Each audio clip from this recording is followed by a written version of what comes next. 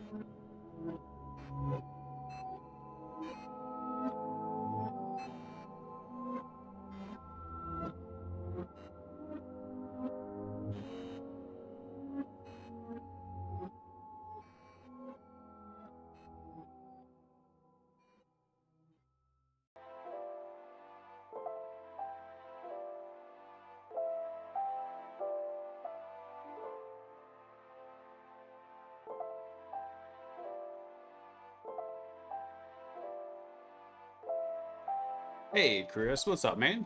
Infusion, what's good? Everything's good, man. Had a pretty relaxing day. Just did some cleanup and maintenance around the house, which it needed. Oh crap, I just realized I forgot to set something up for the stream. Not quite as ready as I thought.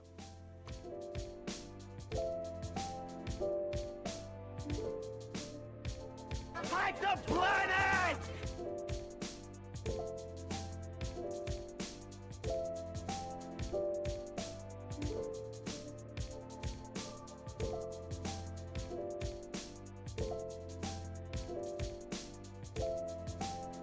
Nerd!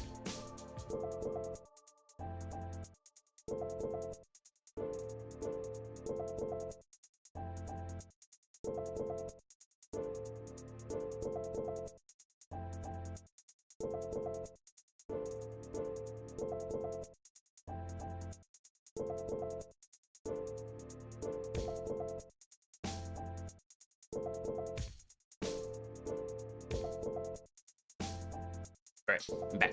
Hack the planet. And yes, I am a big old nerd. Hope you guys are having a great Saturday. Oh, I'm definitely not as ready as I thought. I need to finish putting together the lab.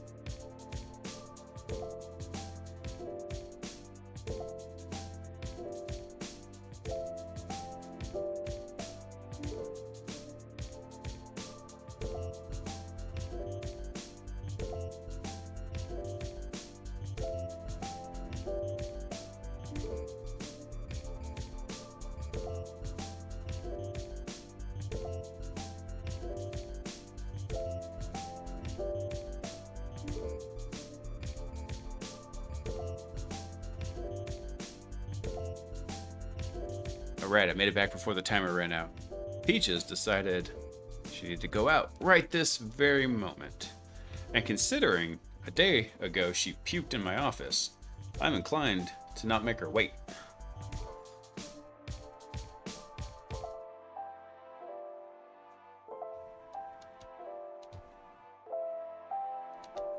Let's see.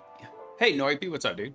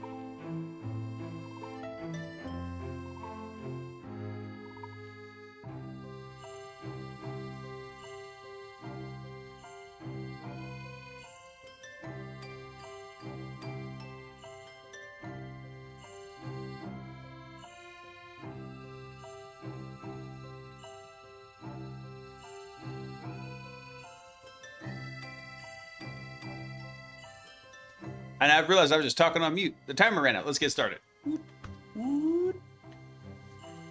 So, Chris, what I was just saying to myself, because I forgot to unmute the microphone, is that's cool, though, getting started with web, right? Because it does two things for you. It's very accessible, especially if you learn a little bit of networking, a little bit of protocol, like how HTTP is working, and then you start kind of expanding on there.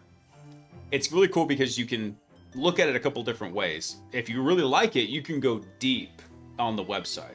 If you don't like it, you can use it like a springboard to go into the other areas you do like. So a lot of penetration testers I know, they started kind of on that web route. Confess, which one of you burned down the Korean government data center and all their backups? Now, it wasn't all their backups. It was just, I want to say it was like, it was like 35% or something of their backups that got toasted. All right, let's see. I meant to have the HackBot training run for tonight already done, but I was honestly still waking up. I fell asleep with the kiddos before the stream started because that's just what they do. They're like, oh, it's bedtime, snuggle me.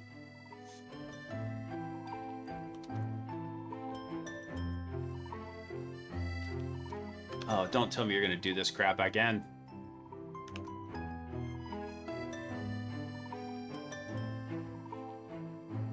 Let me see here. Reconnect.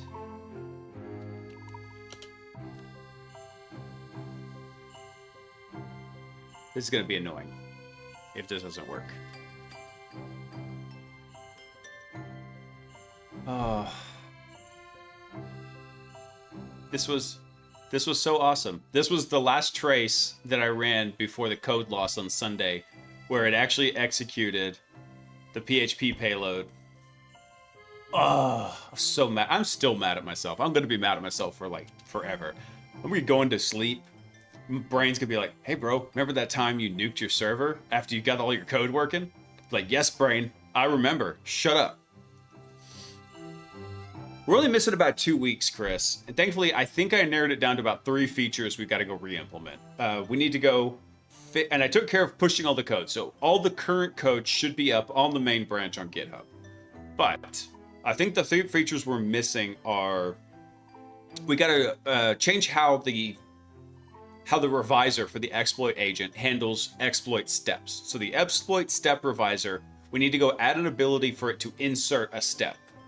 So as it's executing down the list of steps, what'll happen is, let's say we have an error and we need to do an error correction. So we can insert the error correction above that step.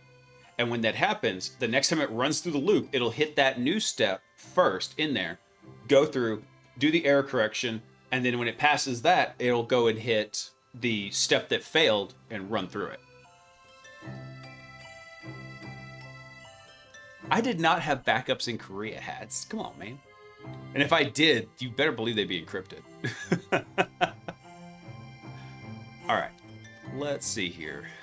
Unfortunately, why is this not working? Let's see. Let's get rid of that. Spammers. Alright, come on. Let me check something real quick. This should be... Oh, you know what? Actually, I think that's actually expected because if I remember right, I turned off the Langsmith server.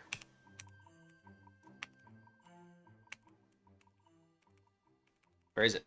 Where is it? Damn it. There we go. That would be why the interface wasn't connecting, because I didn't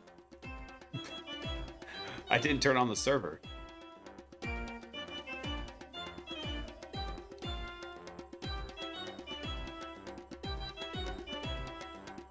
Wait, what is this? Oh, I think RoboPages is currently off as well.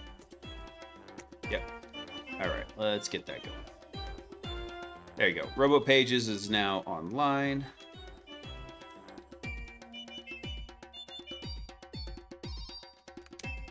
Alright, let me restart this.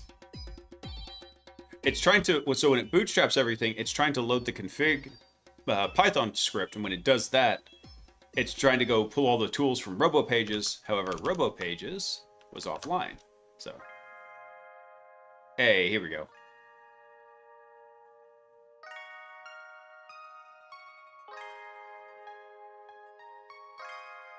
Did I forget to do that? Oh no, did I really do that?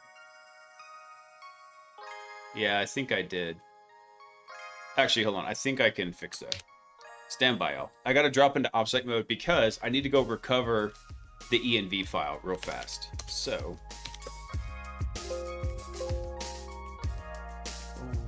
let's see.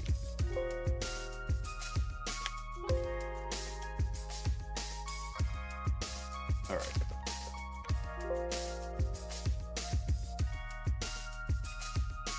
Ah. Stand by, y'all. Okay. I think I've got it now.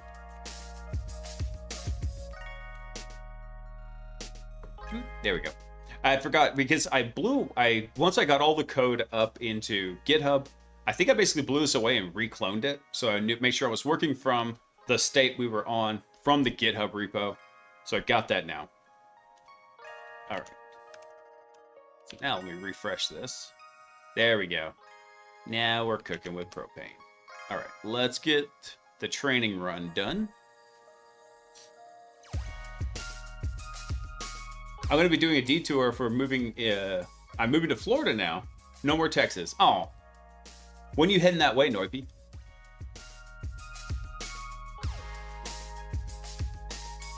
All right, let that run real quick. While this is running, let's go look at something real quick. I need to go find the output formatters, which doesn't look like we have up. Let's see, where's our utils? Output formatters. You should be over here.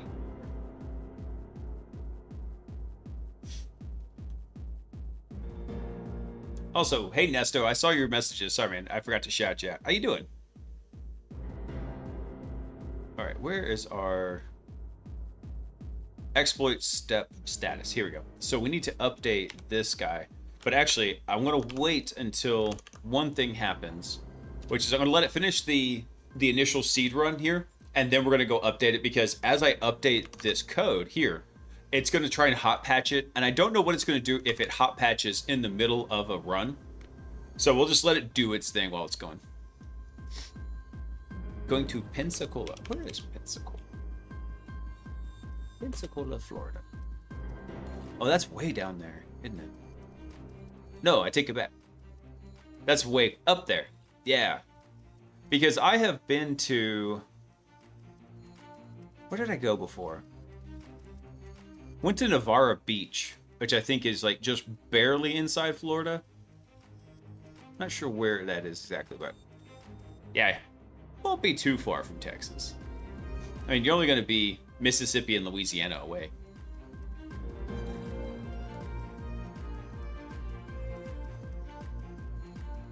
All right, let's see here. Let me refresh this guy. There we go. I wonder if I can tag this one to save it. Like, don't delete this ever. This is my prized event right here so far. Oh, Navarro Beach is right next to Pensacola? Got it. Yeah, for a couple years, we took big family vacations, like all of my wife's sisters and all their kids and everything. We go down there. And to be honest, it was nice, right? But it was so freaking crowded. And it's kind of weird the way it sets up. So you've got these giant, like, condo complexes that are like a mixture of condos and hotels. People live there part of the year and they rent out the other part of the year. And it's just a giant wall of suites that kind of faces the ocean. And it gets super crowded out there. And there's always these, like, chair vendors, right? They go out there at like 6 in the morning and they just lay out chairs all along the beach. And I want to charge you to go use the chairs. So we'd always have to go out there to go set up our tent and everything, our little canopy, at like 6 in the morning to go get out there ahead of them. Sometimes at like 5:30. And it was just such a beatdown. I actually had a lot less stress going to the National Forest up in Oklahoma this last time. I'm kind of over the beach. Alright. It looks like it's running, but why are we still seeing the recon tool node here?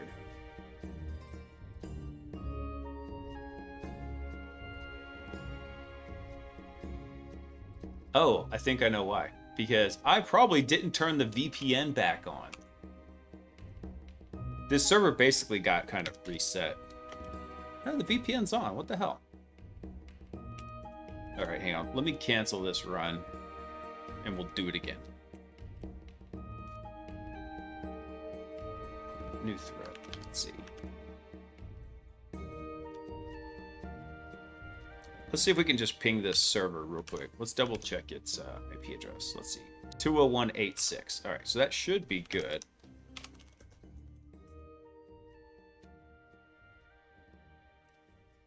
Actually, let's just curl that real fast.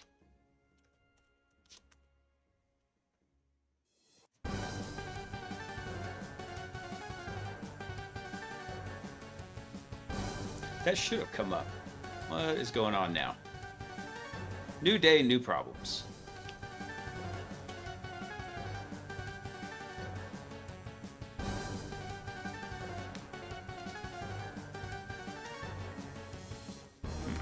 Alright, let's kill the VPN and restart it here again.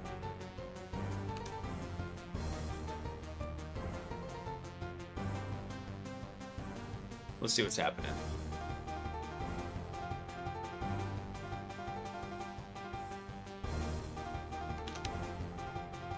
Kill this. Let's put a watch command in here. Watch.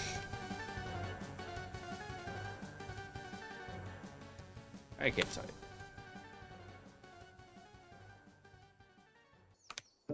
What is it to see a particular interface? Let's see. Why is this not working? I want to see a particular IP, a particular address.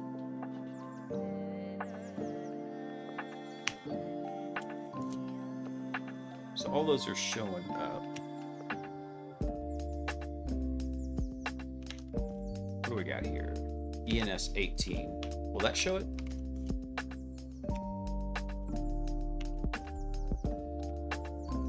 I freaking hate this so much. Let's see. Grab ton 0.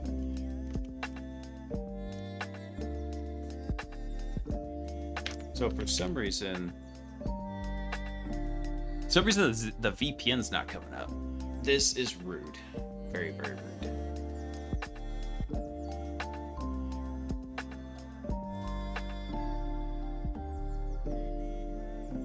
I don't know why it's running so horribly.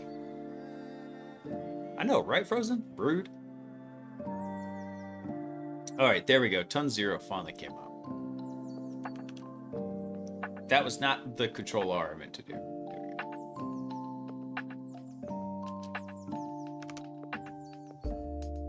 10.201.86. Yeah, we've got the right IP address.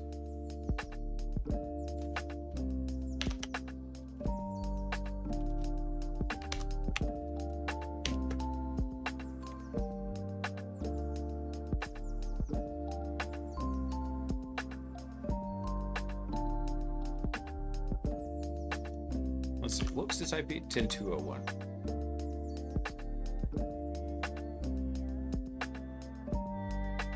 I might just have to shut down this box and try and maybe restart it.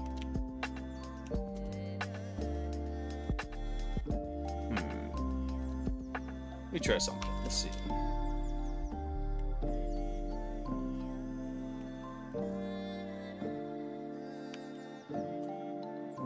can't remember how to frickin'.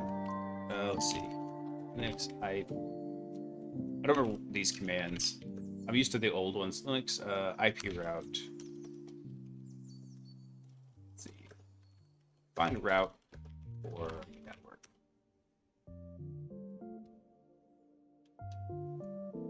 I said IP route get. You know, I was forgetting something in here. Alright, let's do this.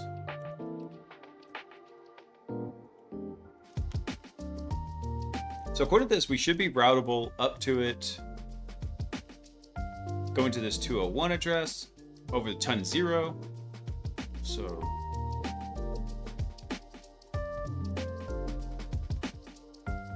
all right, I think what I'm going to do is just stop the try hack me box, and we'll start it back up. Very rude. All right, while it's doing that. Dang it, now it's going to take me longer to edit the code than it is to wait for it to just boot back up and get the seed state running. So that's what we got to do first. Because without the seed state, we can't do any additional testing. Anytime we want to run a test on the exploitation agent, we have to come back through and do like a full thing. So we need the seed state run to happen. We need this to happen.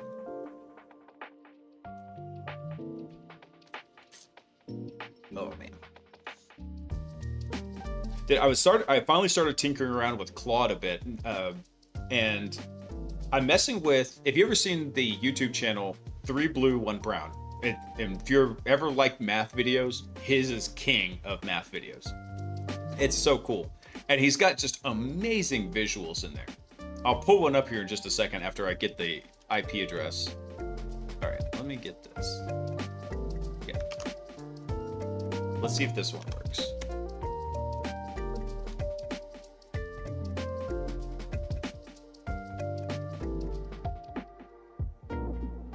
Let's see while that's working.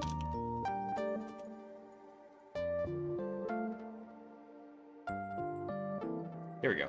So this is his YouTube channel, and it's just amazing, like some of the stuff he goes through with this. And look at these visualizations that he does. Check these out. Let me see. Here we go. So all these visuals that he's got, all these animations. Here. All of this, he wrote a Python library to generate all of these visuals in here. It's great. And so he's got it open sourced. It's called Manum. And so I've been tinkering around with this because I thought it would be cool for displaying certain graphics for my own YouTube videos, like basically detailing attack paths whenever I do a post-mortem on a big hack, right? Well, you guys know me, I like PyCharm. I like PyCharm a lot. So there's no plugins to help with Manum in PyCharm, particularly with doing like test renders of those animations whenever you build them. So what I did is I had basically had Claude. I was trying to say Claude, but not code. Claude Code build a representation of that to do it. Oh, that's funny. Claude. Jeez. All right, what is going on with this real quick? Let me try something real quick. So I know 80 should be up on this box here. And tell it it's online. What is going on? Vandal, I thought about it. We tried turning it off and on again. I know, right? I don't want to reboot this box because it becomes a massive pain in the ass every time I do.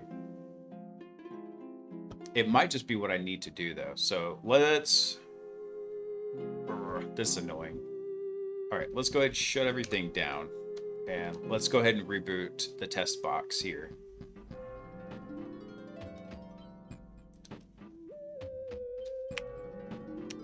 All right, let's do this. Let me go ahead and... So the VPN's up and it says it's running, but it's the only other thing I can think to try in this case. Let me go kill Robo Pages. Let's see. Let me see. Let's do a Docker containers.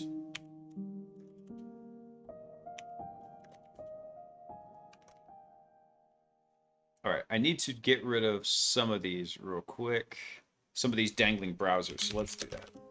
So these are browsers that were hanging out from previous test runs. So let's go ahead and kill those while we're at it. They would have died anyway. I don't know why I'm even doing that. All right, let's come over here and let's reboot this computer. Don't tell me I need to go into the console. There we go. We'll just reboot it like that. Force reboot. Yeah, we're going to try turning it off and on again, Vandal. We'll see what happens. Such a pain, man.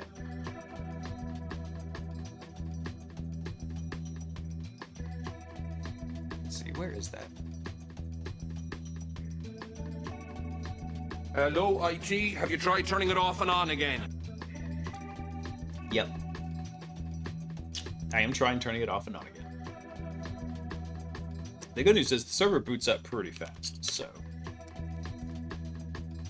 Alright, let's drop into sudo shell, and then let's split this down.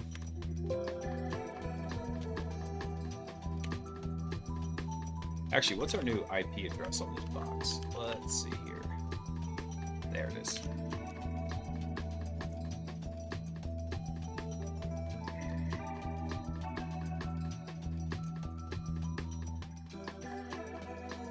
What is going on here, though? The VPN usually connects in an instant. I wonder if TryHackMe is having some issues.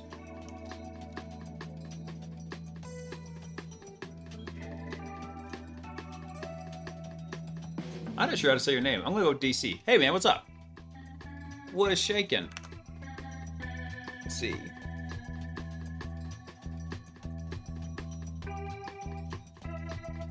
Would I be willing to get you feedback on your framework? Yeah, man. Send it over to me. Oh, a React framework? Let me go take a look at it real quick. I mean, I'm not super familiar with React. Let's see.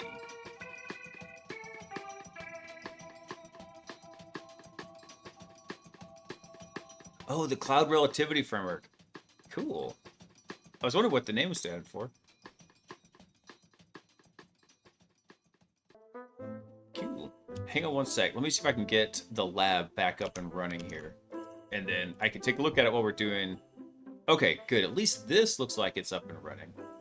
However, I need to get back on here. Let's see. Let me come over here. What was the damn command?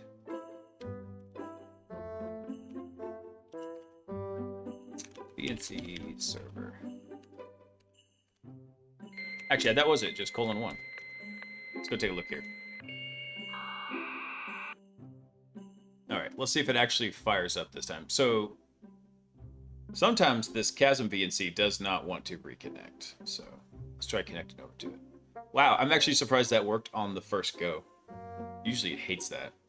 All right. Now if this is back up, can we actually get back into... Let's see if our Langsmith connection comes up. Oh, well, of course, it's not going to come up because I didn't turn on the freaking server. That would help. And that's not going to be happy, actually, because we didn't turn back on Robo Pages. Man, I'm on a roll here. Let me see.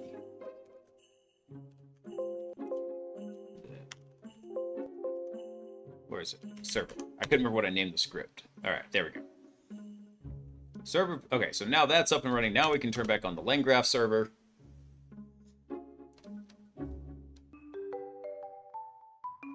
All right, cool. So now that that's up, this should finally populate. All right, let's get this going. Let me grab the correct IP address. There we go. All right, run. And if it gets hung up on Nmap, we'll know it's jacked up again. All right, so let's look at this React framework, because I'm actually not super familiar with React. It is one of the things I'm working on learning a little bit more about for when I get ready to build the front end for HackBot. Let's see. Fatherpreneur, what's up, man? Yeah, dude, I had a pretty for once I had a pretty relaxed Saturday, dude.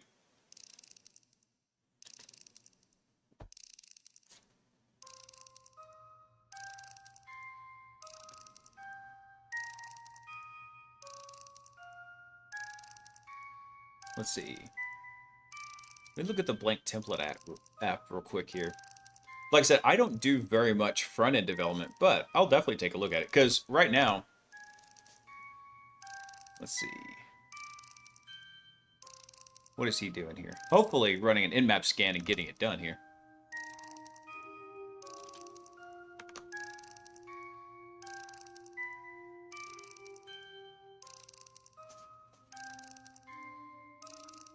All right, let's go look at this app TSX here.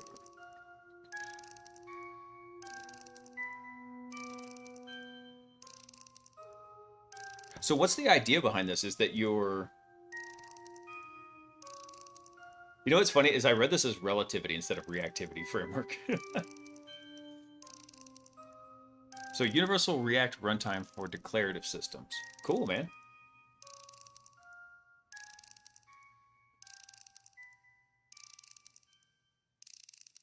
So what's the idea here that you're setting up so that you could interact with different cloud interfaces on it, or you could more easily build interfaces for your cloud-based services? What was the goal here?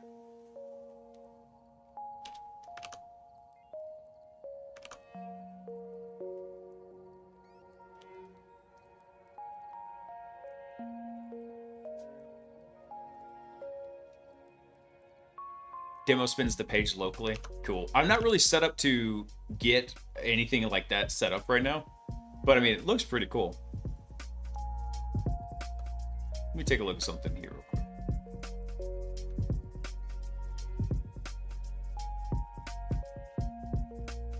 So you said it as SQLite, let's see, SQLite backend provider. Then you've got your real provider.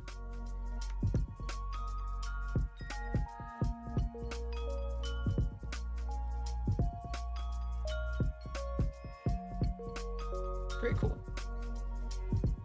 Think of it as a universal React runtime for declarative systems. Okay.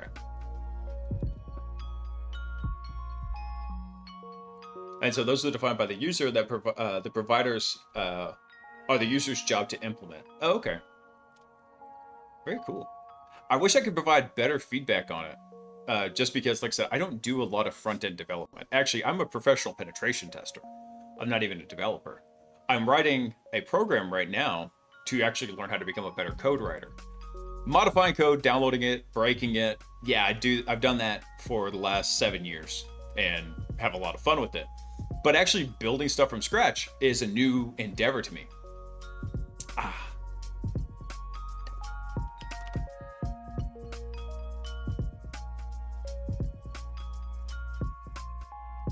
Let's see here. If this recon tool node is still stuck on Nmap, damn it.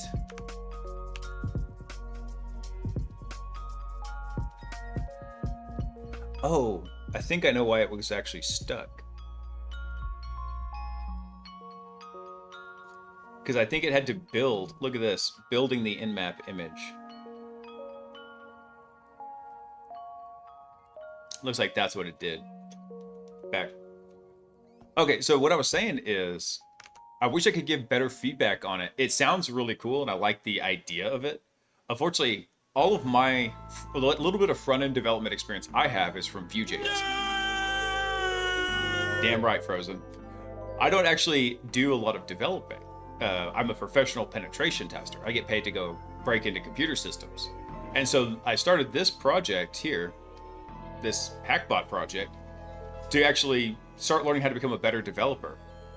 And so I'm actually not a really good developer, so I can't give you a lot of detailed feedback on it, but I'm still willing to go take a look at it. Let's see. What kind of components do we have in here? Let's see. Environment stack.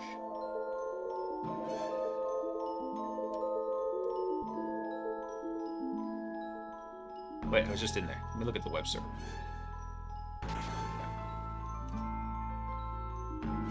Everybody sticks with React and think of the front end, but this is not a front end development. Oh, okay. Wait, hold on. Yeah, I'm...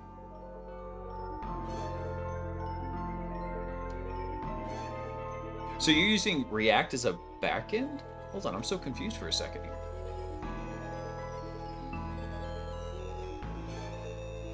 Okay, I'm about to say, hold on. I must have misunderstood. Oh, so you wrote all of this without React as a dependency. Got it. Hence the name. I understand now. Okay. That's pretty slick, man.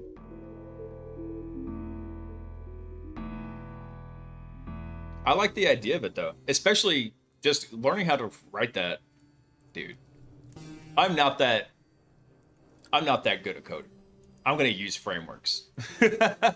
Hence the reason why we're using LangChain and LangGraph in this project, which unfortunately seems to be just stuck in limbo. Let me double check something over here in Docker. Did it actually build the Docker container? Let's see. Oh, I need to go, damn it. I need to go stop all the mythic containers real fast. I can't type. There we go.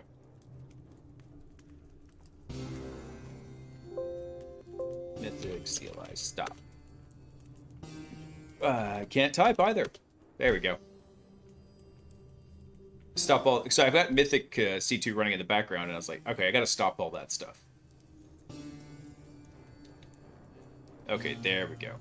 Now we do a Docker PS. So Nmap is actually up and running.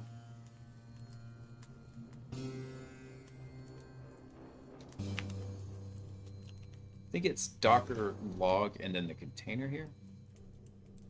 Where's the logs? That's it? Just... Well, that's rude. So I came up with the idea that I generalized it, and so it doesn't only work for infra. Think of it like N8N, but programmable. Ooh. I do like N8N. I was actually working a little bit something for N8N earlier today. I don't have it automating anything right now. It's mostly just a tinkering toy for me. But I do like the idea.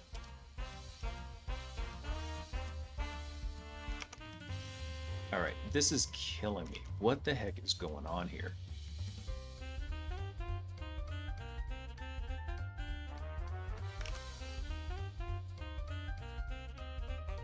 (10.201).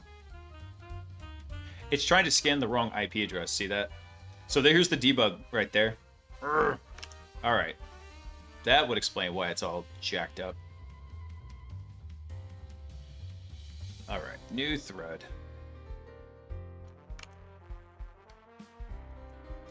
Yep, that's why it's being a turd.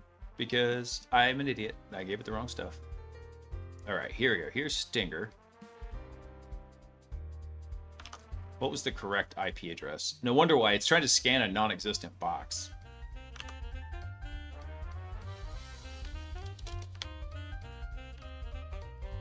And now, like, my keyboard is missing half my keystrokes. My computer is hanging on by hopes and dreams and unicorn farts, I swear. I had to reboot it 10 times earlier today just to get it in a runnable state. It's been a beatdown.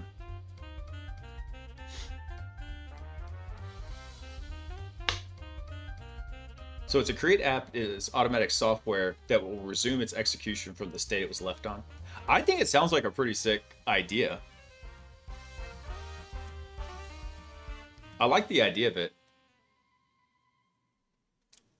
Dude, Vandal, I spec'd out. So when I buy a PC, I buy big. I buy big and I hold on to it for as long as I can. This one was a little bit of an exception because I needed something immediately. And even then, it's a pretty decent system. It's got a Threadripper in it, 32 gigs of RAM, and a 3060. But it's one of the beefier 3060s with the 12 gigs of RAM in it. And normally I go big. And so when I spec'd one out earlier today, just like when I was rage imagining replacing this computer, it came out to like $7 grand as a pre-built. Not if I went and parted it together myself. But, ugh. Dude, the freaking graphics cards now, Vandal, could be like $3 grand. Just on the damn graphics card. It's ridiculous. You know, everybody talks about like investing in cryptocurrency. I invested in this one shitcoin like, I don't know, 2013, 2015. And it's lost like 50% of its value. I think they call it the US dollar. Yeah, pretty sure that's the name.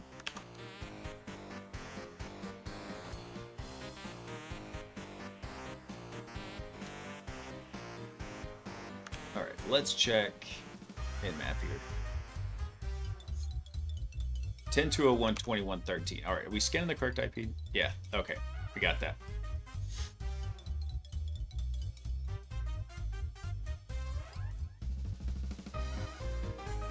When I built mine like 2 years ago and went cheap on the GPU, it was the 3060 also, but it still run like 5K. Yeah. And see, this computer's not set up to run anything like, say, a 5090 or anything. So, and also with the end of support coming for Windows 10 and some other stuff, there's a lot to consider with how I'm going to handle this computer and maybe bail on it. It's gonna be a beatdown.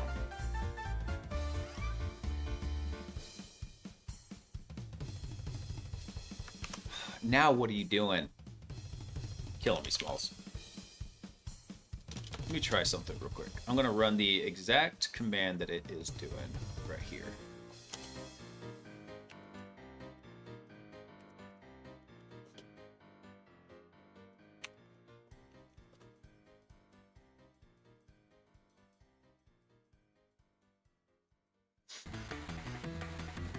Hey Robo, what's up, brother? Spent 3K on mine and I went with the 9070 XT. Yeah. Ugh. Unfortunately, so much of the stuff that I do, I need those NVIDIA libraries. So I have to have an NVIDIA card for some of the random processing stuff that I do. Jeez. I'm wondering if those, let me see. So there's some research coming out where I think China is pretty much all in on trying to break NVIDIA's grasp of everything that you need to run a lot of the AI systems. So they're experimenting with a little bit different AI architectures. Supposedly they had one, but I haven't heard any more news about that. Supposedly they found a way to train LLMs and other AI systems without needing chunky hardware like you get from NVIDIA. Now, that sounds really cool, but is it going to come to practice? Who knows?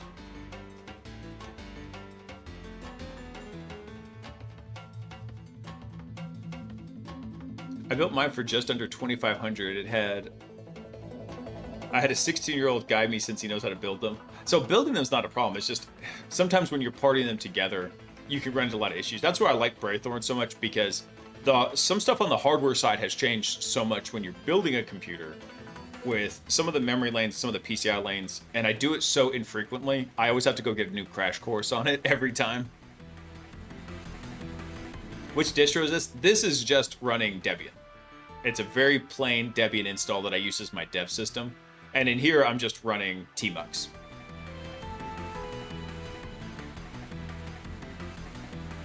All right, so it looks like I thought I saw it post something in here. Hold on. I think I'm hallucinating. So it built the image. It's still running the nmap scan. This one's still running the nmap scan. Let's crank the verbosity. Give me the verbosity. It can be a pain when you wire one thing wrong. Dude, Vandal, I did that one time. I fried a 3070 card. It was a special circumstance, but still, I've done it. That hurt. That hurt a lot.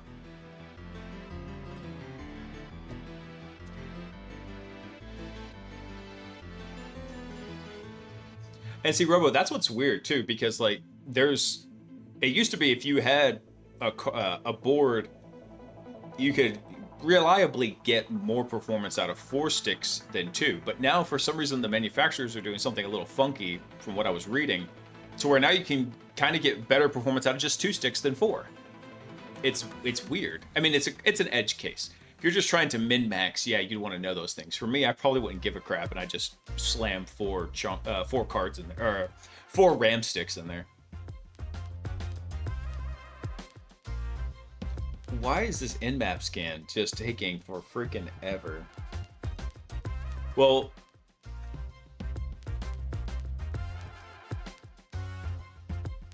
this, I'm guessing Try Hack Me is just hosed. That's the only thing I can think of. GG Master, what's up? All right, let me try the web browser here real fast.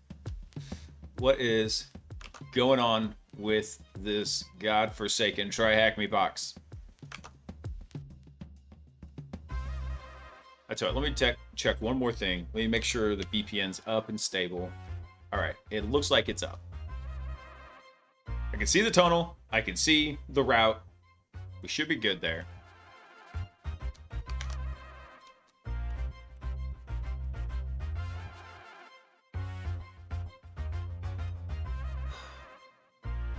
This is brutal.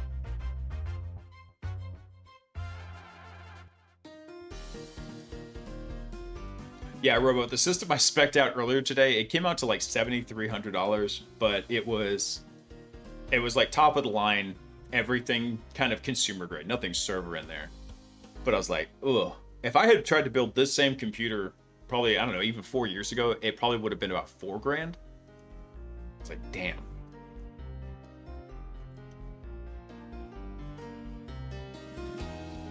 I'm a huge gamer and I built my PC before starting in cybersecurity, so now I appreciate that build more than ever. This build, I could get more life out of it, but what I'm actually considering doing is converting this computer to a Linux distro, and then the new computer that was going to be built was going to be for dedicated gaming and running OBS. And what I was going to do is stream the video feed from the gaming computer to my primary desktop using Steam. No, DuckDuckGo is just the default in here. No. Alright, I think Try Hack Me's hosed up. Because this doesn't make any sense. I tell you what, I can try one more thing here. Hang on, I'm going to drop into OPSEC mode real fast. Let me see if I can find something real quick in here. Where's that?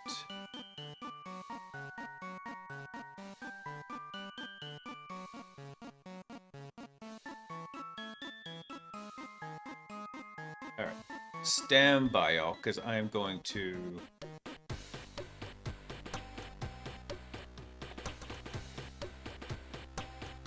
It could be that I've seen one of their VPN servers is having an outage, so maybe that's the issue we're running across, but let me double check something real quick here.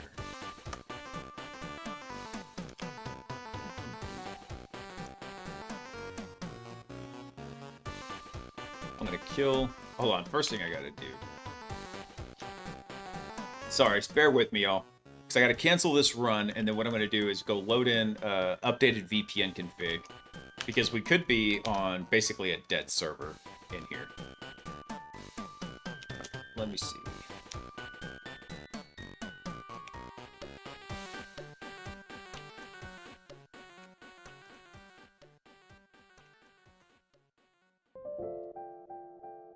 Let's see if this one... There we go. We'll see if this one gets us anything better here.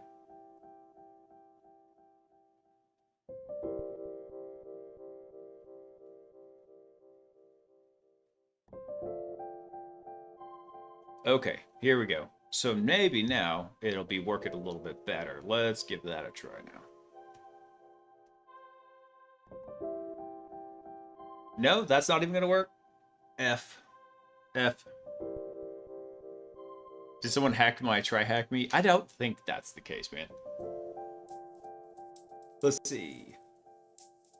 Oh, sorry, Master. I'm trying to figure out what the heck is going on with this, and I forgot to turn the size of the chat up, so I missed your message. So, Hack the Box versus Try Hack Me. Which one's better for beginners with sock?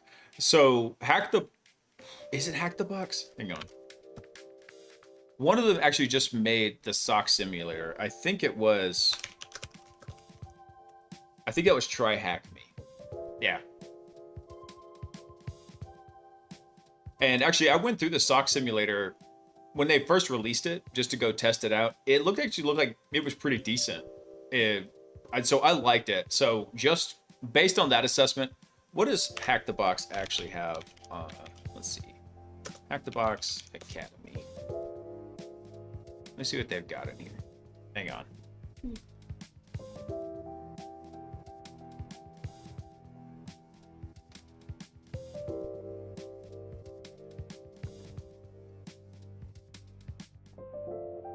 Yeah, I'm supposed to have an ad blocker. Get out of here. Get wrecked. Let's see what they've got for job role paths in here. SOC analyst. I don't want to enroll in it. I just want to go look at it. Let's see. Incident handling. No, go away. Security monitoring. I mean, I think they both have the same similar course material because the ideas are kind of the same. For that one, I'm going to kind of lead towards Try Hack Me, though, just because I think they're going to put a lot of effort into that SOC simulator. So, GG Master, that's what I would go with for now, is on the Try Hack Me side. Now, granted, I haven't run through either of these, but I thought they did a really good job on the SOC simulator.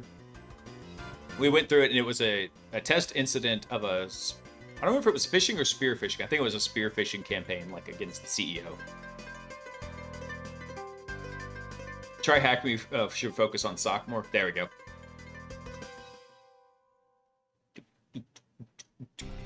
All right.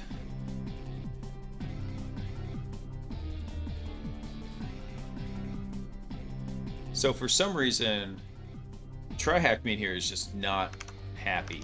It is not liking life.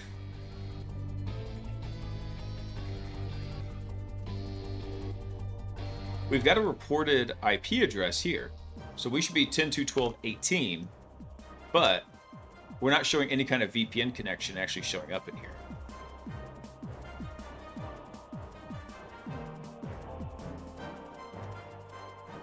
I tell you what, let me try a new config file here. Hang on. Stand by. Drop back into opposite. Let's do this. Ah, come on. There we go. Let me load up this config real fast.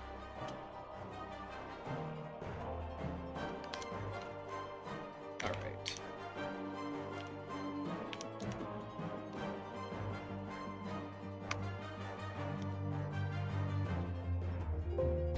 Okay. Let's see if that connects any better. So what we're going to do is we're going to basically bounce VPN servers. We'll see if we can connect over to it.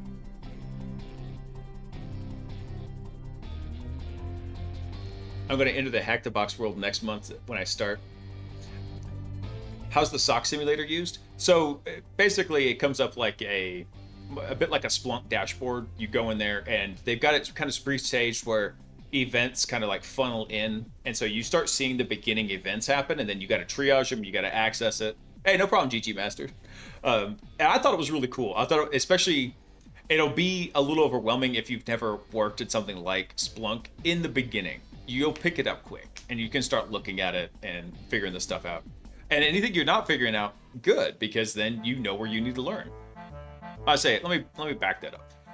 You should be figuring the stuff out as you're going through it, but you're going to hit roadblocks, and the roadblocks are good because you're going to find ways to either go through it or over it. You're going to find a way around the roadblock. So the roadblocks tell you where you need to kind of buff up on your knowledge. Get them knowledge buffs. Is it more blue team oriented? It is 100% blue team oriented.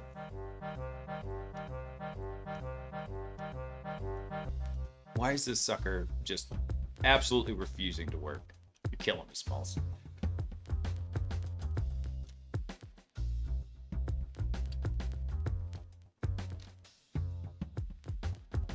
Let me see here. Let me go back over to root me. I think Try Hack Me's having some troubles. Their site seems to be spazzing out. Is anybody else on Try Hack Me tonight? Are you having the same issues? Because I know a bunch of y'all will be in here kind of like side hacking, which is I think is cool. All right, Noipi says he's connected and doing a room right now. So, true to form, I'm the problem.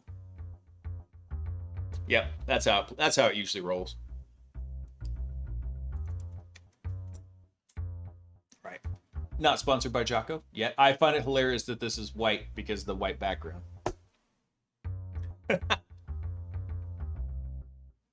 Oh, what the hell is going on?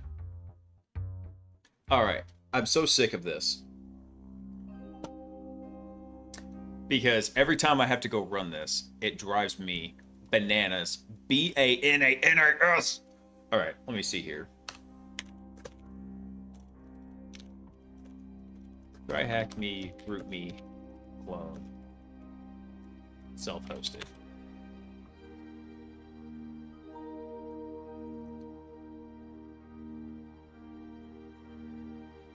I want to see if anybody has made something.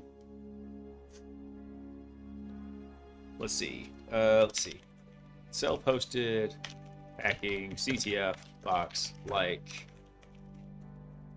Let's see. Try, hack me, root me. I just want to find a really basic example.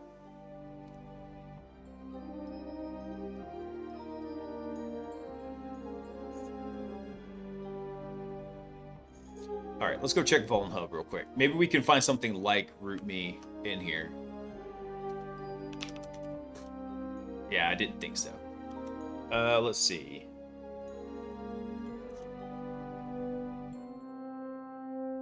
Let's see. This one's SQL injection.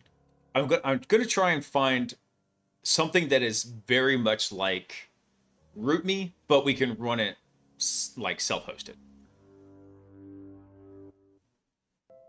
And like, why is nothing rendering in here?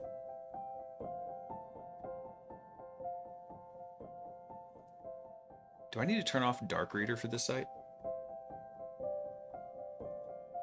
Let's search for PHP. Let's see.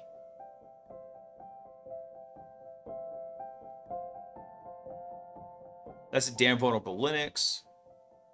There's got to be one that's like it. Hey, Masters, what's up? Try Hack Me can be finicky. I paid for a year on promo and it didn't go through. Had to connect to them a couple different ways to get it to resolve after a week.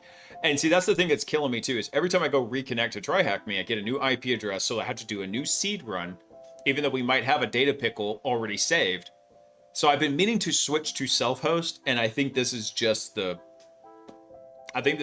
event that's pushing me to like bail on Try Hack Me and go find a test box that we can self-host on here. Let's see, there's DVWA, Chioptrix. Okay, VulnHub is cool, but actually there's another one. VulnHub, GitHub. VulnHub is pre-built vulnerable environments. Maybe we can find something like that in here. Because there's not an efficient way to search through VulnHub in here. Actually, I'll tell you what, you know what, there's something else I can do. Let me think.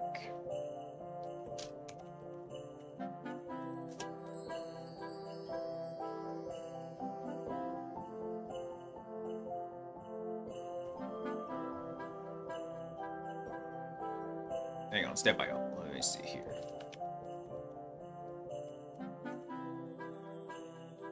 Yeah, okay, that was the right one. I'm gonna go ask Claude. Because I don't think I'm logged into it here. They'll go find me a hacking challenge that's like it. Yeah, I'm not logged in over here. Actually, I think I could have done that. Hang on.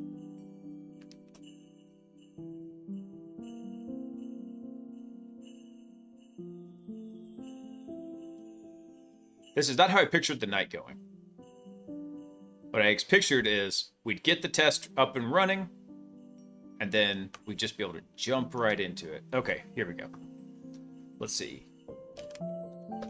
Search for a self-hosted hacking CTF challenge similar to the room. Root me from try hack me. Think extra time. Go ahead. There we go.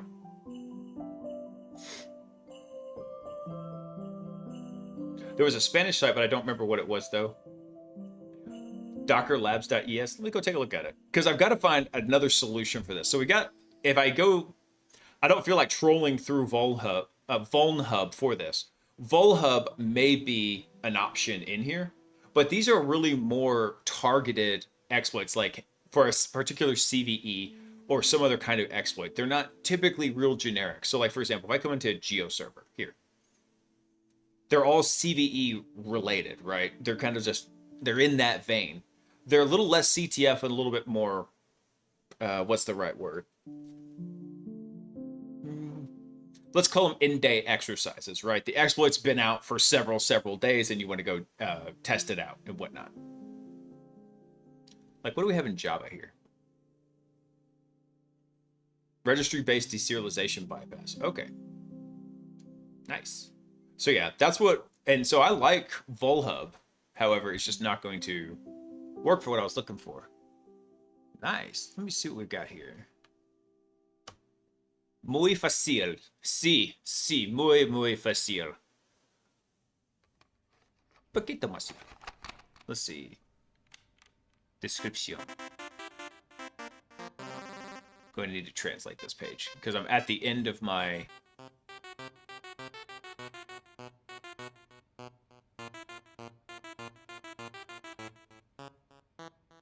Is there no description for this?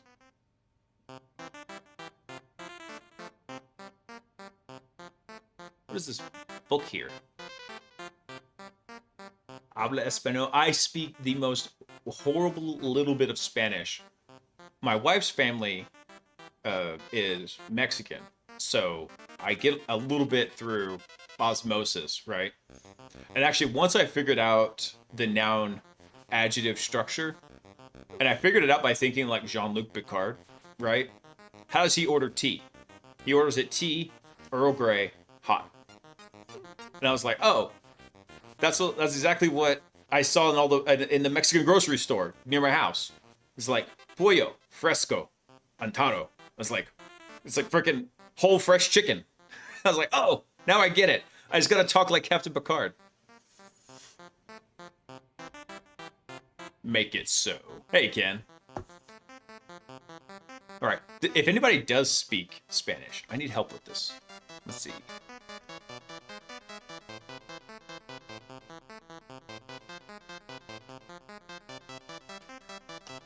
Let's see. Un poco de Nmap, acceso FTP, Hydra, escalada Vim. Okay, cool. Actually, I can actually read this enough. I have the most basic understanding of Spanish, and the technical understanding is real strong, so I get exactly what he's doing there. Too good. Let's see. All the write-ups are in Spanish. For some reason, Google Translate's not firing for me. I don't know why. Oh, there it goes, because I'm an idiot. Dude, that's going to be the way the night's going in here.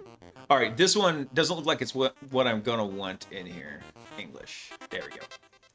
Description. I like this. Description of what you're going to learn. Yeah, thank you. But hold on, now that I know how this is actually working, let me go look at some of these walkthroughs. Maybe I can find something in here. All right, so that one, I can tell from the screenshot instantly, that's a SQL injection. Not what we're looking for right now. That's a video. I don't want a video. I want text. Let me see. What are we doing on this one here? We're going to do an nmap, and we're going to do SSH and port 80. We get an 80 in here. We're going to dir bust. And then for the exploitation, what's he doing here? Translate. What are we doing? Only attack vector I can think of is brute forcing 22. No, I don't want to brute force 22. Not what I'm looking for. Next. Let's see. First hacking. What do we got here? Terror terrifying. All right. So we do some pings, we do some in-maps, we do some FTP.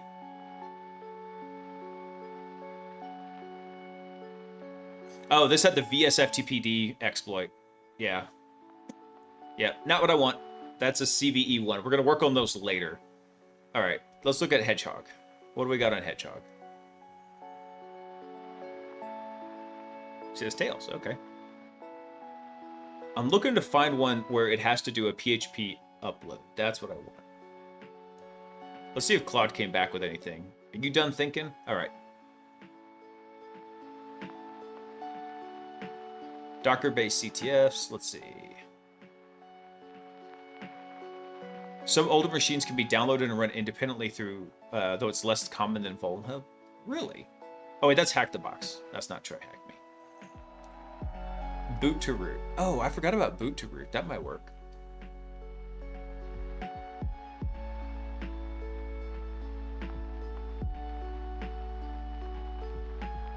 All right, so which one of these, are there explanations on any of these? Let's see.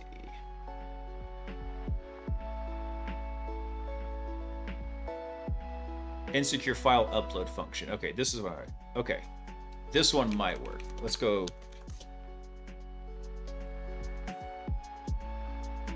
Is there a write-up on this one? Because I want to see. And so this one's from like 2017, so hopefully it'll be right up there. Not found. Crap. Not found. Damn it. All these people host this stuff on their own servers and then they don't pay their hosting bill. Kill me, Smalls. Damn it.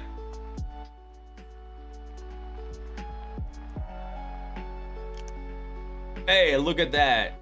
Goblin.co.uk. You demand. All right, what are we doing here? So we do a big old in-map scan. We find a web page.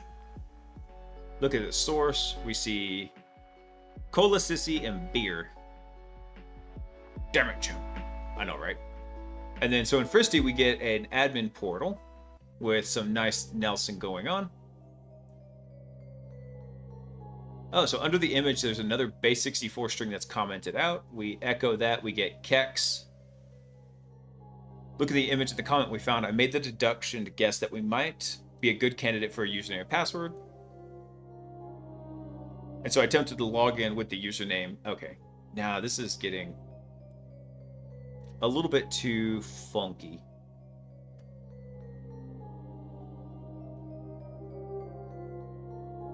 So I think then he does, let's see. So I upload PHP, didn't work. I added the JPEG extension to PHP, upload attempt is. Visit the upload file, was prevented with the web shell. Okay, so this does have a web shell. It's close. It's not exactly what we're looking for though.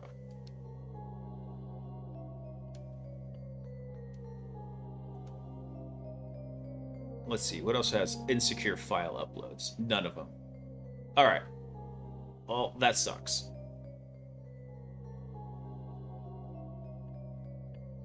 Close. All right, which one was this? I don't remember which one this was.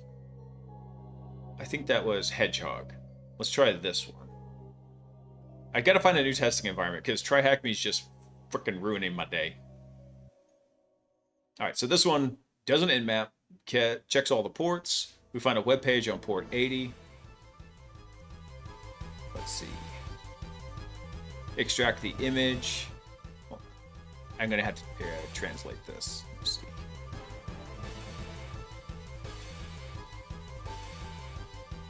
Oh, they're destegging an image. Now, and see, it's stuff like this that drives me nuts because this is shit you won't see in the real world. Is like, when you see steganography crap like that, you're not going to see a stegoed image on a website.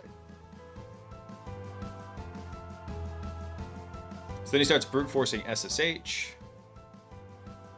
Oh, so brute forcing SSH, he found a username. Oh, damn it. All right, so that was Borsha Warawar.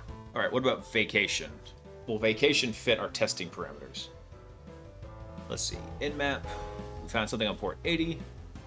We go bust. Let me translate this. His images are busted. So we find a couple of potential users. Use Medusa. Why are these guys always hard up on brute forcing? I think we already checked vacation. Let's try TP route.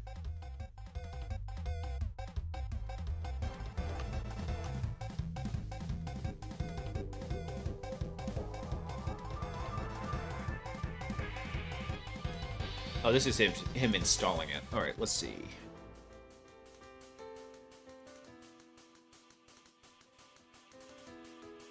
So we see F2P and Apache 2 running. Apache 2 is... I can't. Yeah, my Spanish isn't that good. Apache 2 web pages default one. We'll probably not see anything interesting there. Oh, okay. And then again, it's the VSFTPD exploit. All right, so that was root obsession. All right, so the very easies are not cutting it.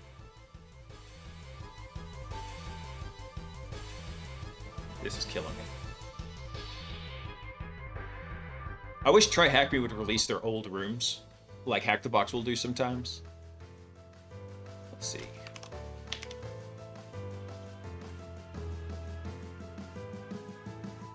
All right, so he runs GoBuster. He finds an index.php. We see some assets. Let's see. Uses wfuzz, and then what do we get?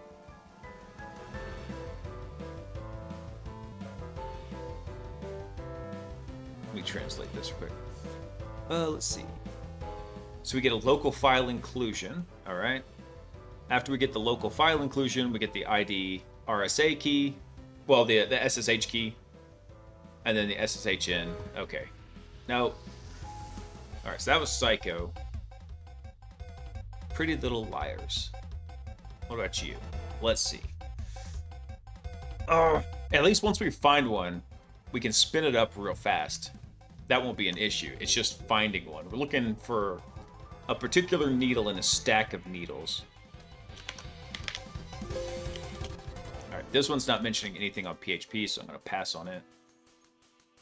Oh, wait. Is this one Where's My Web Shell? Yes.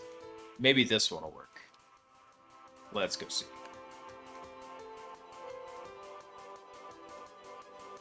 All right, so we get a web page.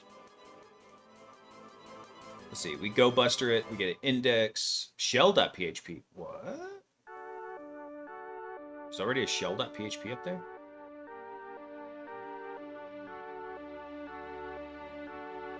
Oh, they already plant a shell command up there? Yeah, it looks like you have to... Actually, I like this idea, though, right? Because what they're doing is they're fuzzing for the parameter, for what parameter this PHP code is going to take as it comes in. Neat idea, but ultimately not what we need. Damn it. What about this one? Node climb. Let's see.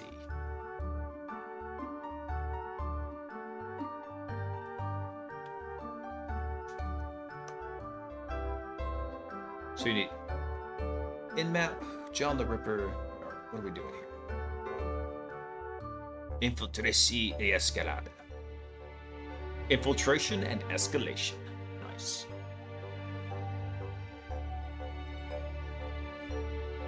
So wait, hold on. How did he find the exploit? Let me see. So we got John. Oh, I think he found... Is this one using the VSFTPD exploit again? Let's see. Comprar que un dejado en el FTP dado que el login es anónimo según Nmap. Okay. I think he's saying Nmap flagged it for anonymous login. Yeah, I think that's a VSFTPD exploit again. RIP.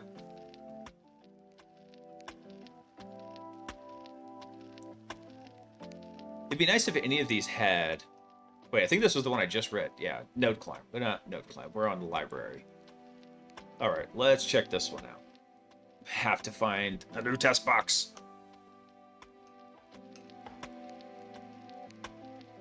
So it runs an in-app scan. We got 80 and 22 open. All right, we're in Derby. What do we find in Derby? Find an index PHP, so it's running PHP. That's good. We pull up PHP page, we just get this alphabet soup here. So they're going to run Hydra against SSH. Looks like he ran it, but I don't think he got anything off of it.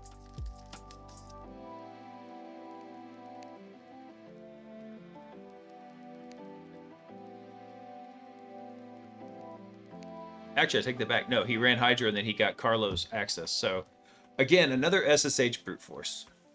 Am I trying, like, am I too far down the easy list? Is a PHP upload bypass further down the difficulty chain than I thought it would be? Let's see. Joomla, WebFuzzer, GoBuster, and what? Looking in the robots. What did he find there? Did he legit find admin creds in the frickin'... Ah! Killing me, Smalls. Alright, let's go up to medium now, because none of these are even close to what I'm looking at.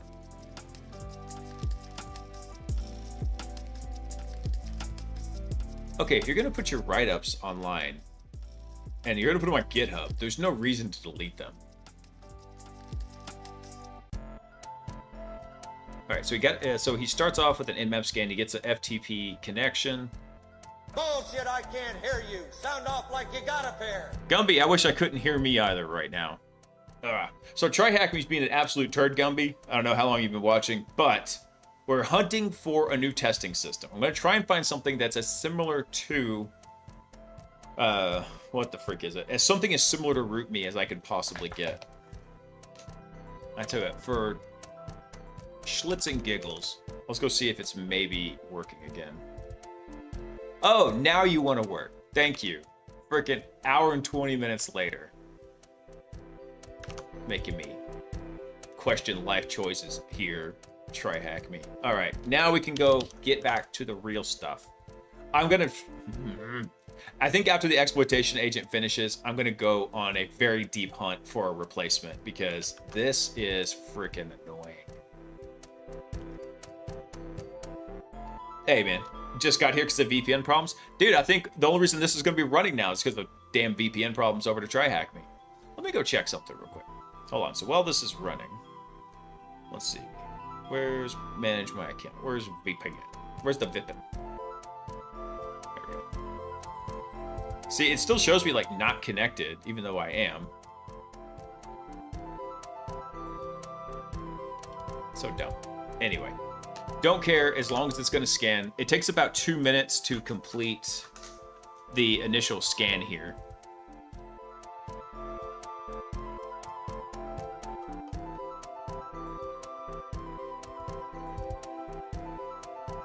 Tell you what, let's...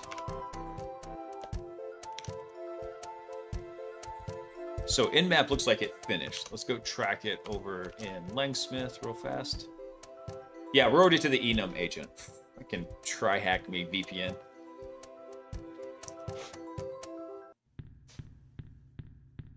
I just did it, Gumby. I was fighting with it for about 30 minutes. Maybe 45 minutes. Oh, Master, I'm sorry, dude. Hang on. I gotta fix this where I can actually see your messages come up. There we go.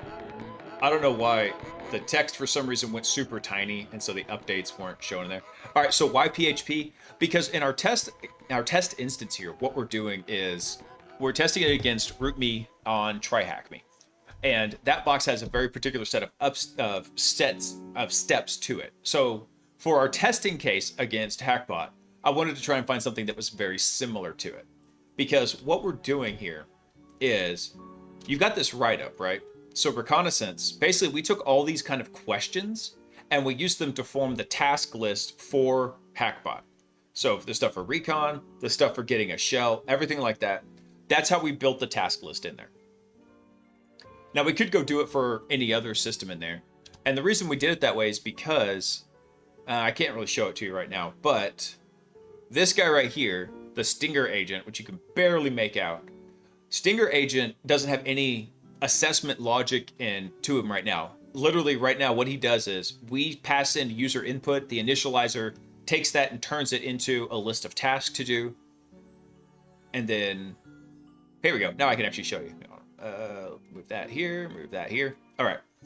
So what happens right now is you saw like we pasted in this big chunk of JSON, right? So this is basically the bootstrap memory for the system. So when it comes through here, this user input basically takes that, it sanitizes it, or not sanitizes it, it initializes it here. Says, okay, cool, here's all the tasks we need to accomplish for this. And then that gets passed down to Stinger. Stinger has 0 language model calls. It's not agentic right now. It's just pure code. And all it does is it just iterates down the list and assigns things to recon and new exploit as they go down the list there. So I didn't want to have to do a ton more work. I wish I could just get a copy of RootMe to self-host, and we could do it. And the reason this becomes such a pain in the butt is because this always has to change right here, this IP address.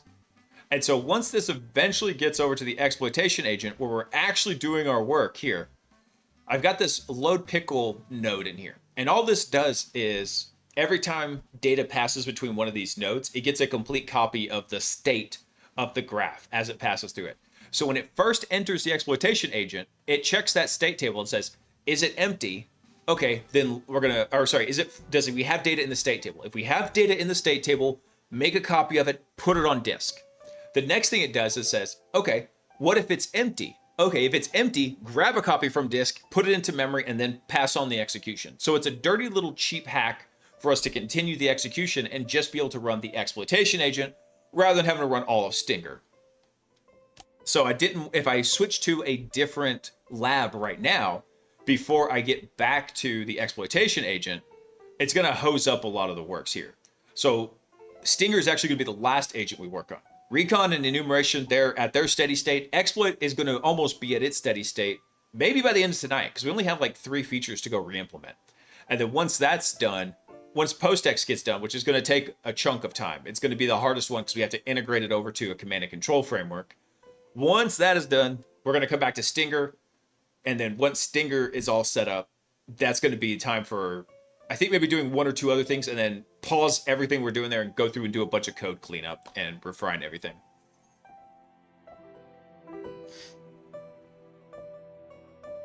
All right, so cool. Now that we've got that, let's go see where it failed for completeness sake. Okay, so it stopped when it hit a recursion limit. Let's see what the exploit agent was doing. Hang on one sec.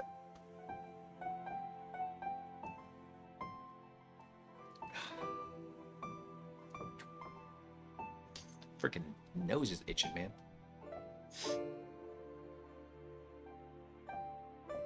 Wait, why was it running?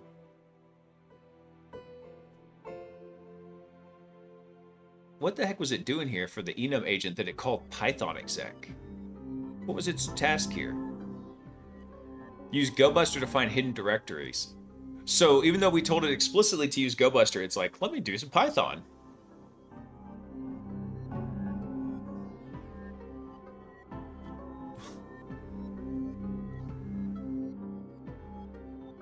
Our agent just went completely off the rails here. Hold on. We didn't even get down to the exploitation agent. What the crap?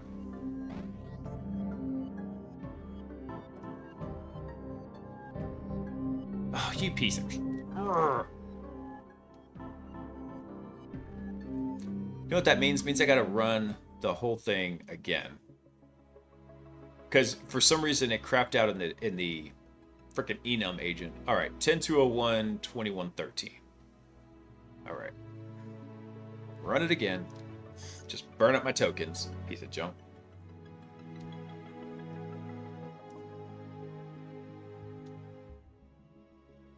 How hard was it to revamp that bot? So thankfully, I only lost about 2 weeks worth of work, Gumby, but there's 3 major functions that I need to go re-implement. Let me see, what were they? I actually put it in Discord here. Let's see. So the exploit agent needs a new step insertion function for handling the exploit steps. There was a helper function I need for creating the exploit context. So basically, it'll go through all the steps and it will take the outputs and it will basically concat them together.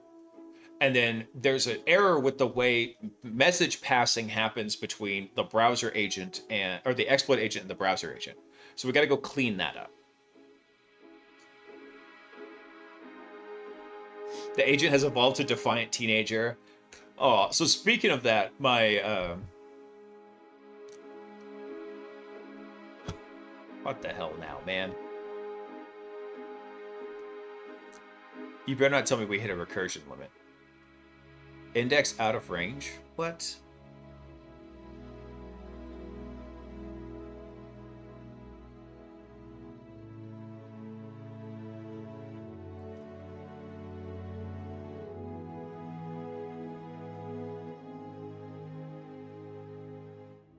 All right. Ah, damn it. I think some of our...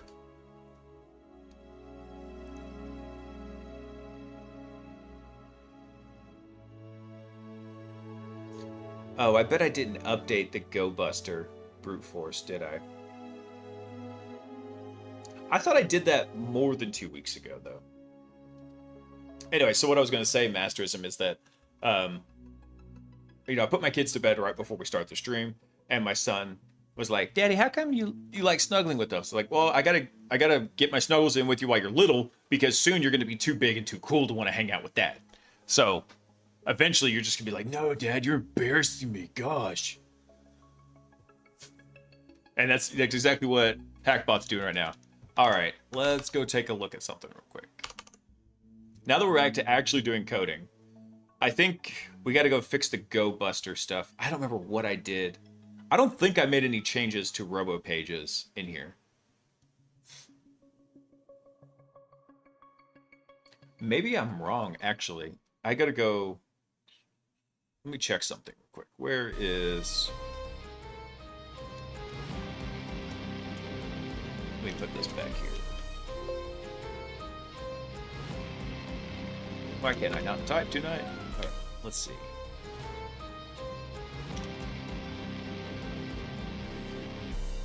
Let's see. Let me cat the Robo Pages server real fast. Okay, cool. So we do have the Hack the Bot volume, and it's in data. So I think what we need to look at is, let's go pull up our pages here.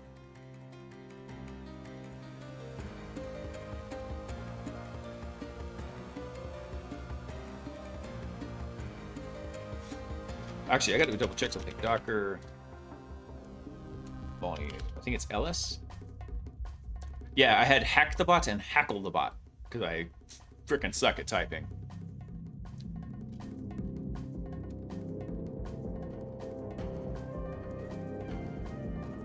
I don't use any form of version control. Not yet, no. Not yet, Masters. Like I said, I'm not a developer, dude. I am trash at writing code. That was actually a big part of the drive to make this project. So I have 3 main objectives for this. One is learn better how to write code from like a base, like actually make a code base. 2 was learn more about agentic structures and how developers struggle with it so I can see where they possibly have screwed up. And the third thing is make something that's going to be extensible for community to kind of come in and add their own stuff to it, including myself. So with the special agent functionality, now as I go learn new things, I'm going to make special agents for those new things. So I've got some Azure and I've got some AWS stuff in the pipe that I need to study. So I got to get cranking on that in December. So, I miss streaming 6 nights a week like I used to, but I can't stream that lab content. I talked to the guys at Cloud Breach, which is the course I'm going to be running through, and they said, "Now we can't let you do the labs on stream like Rasta let me do." That was really cool of Rasta, and I'm forever thankful for him. In fact, I found out one of my coworkers knows him personally, and he talked about just what an awesome guy he is. Like, dude, he is. He's just the freaking bee's knees.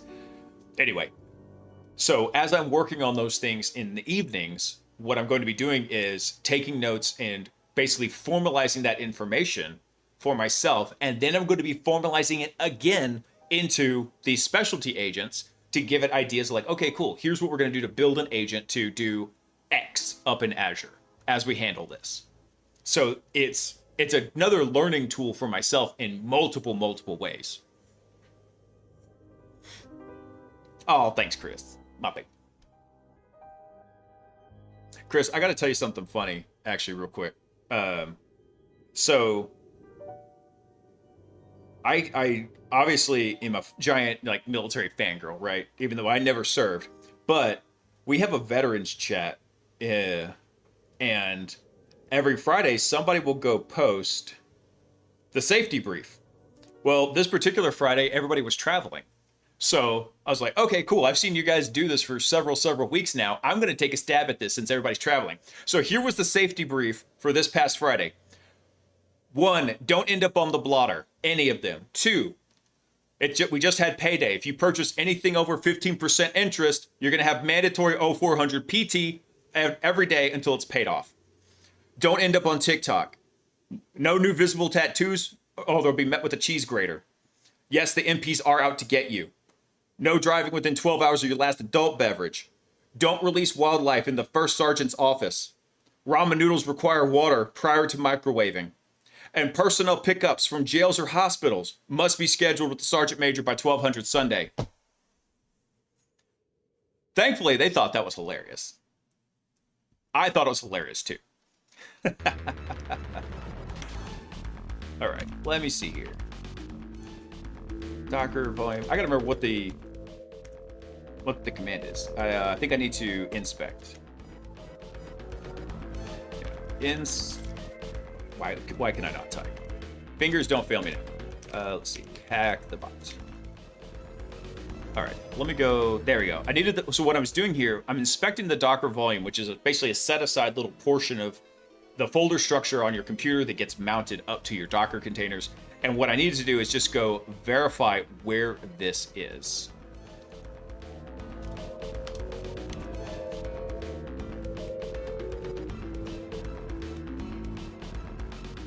Oh, killing me, Smalls. All right, here. There we go. Okay, cool. So I do have everything up here. I've got web shells, wordless, everything. Good.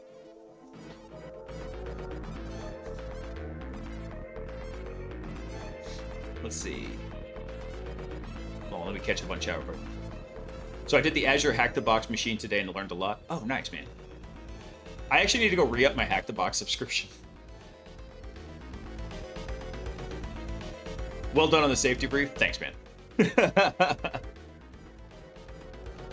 Let's see. So when I was in the Navy, I used to enjoy the periodic object falling from aircraft incident reports. I bet, man.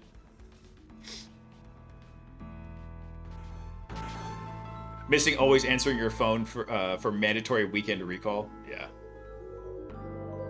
I gotta figure out how to actually install Docker. Someday I'll figure it out and know the changes they've made to the documentation haven't helped me at all. So are you installing it on Windows or are you going to install it on Linux, Chris? That's the kicker to it.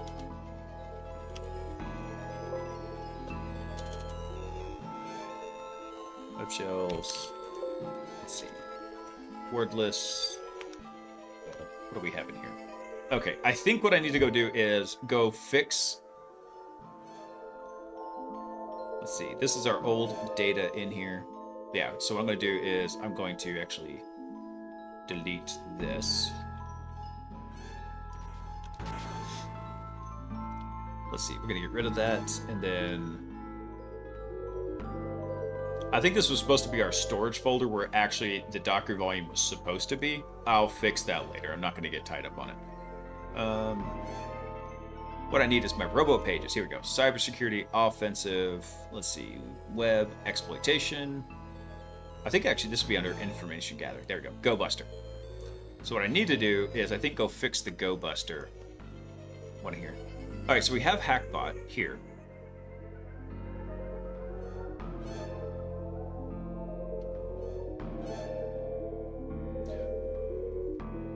Hold on, because according to this, the Go Buster should have been good. So this was the correct version of our Go Buster in here, where we told it, hey, you're supposed to go hit data, which is actually our Hack the Bot data, wordless web quickhits.txt, which we do have right here, quick hits.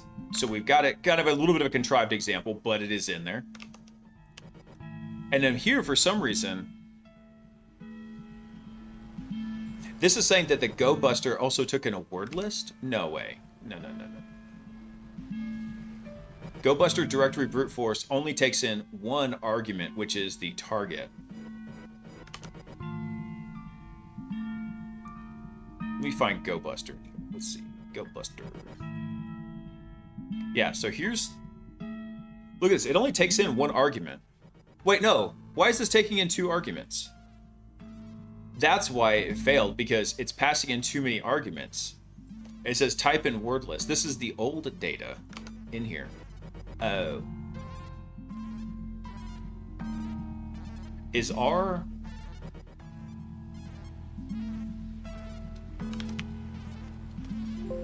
I think I might know the issue. Let me see here.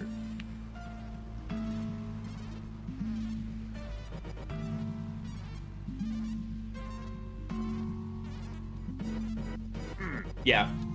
There was an update to RoboPages here. See this? So this is where the RoboPages actually get stored in the Docker container, and we're loading up the home instead of the local pages in here. See that?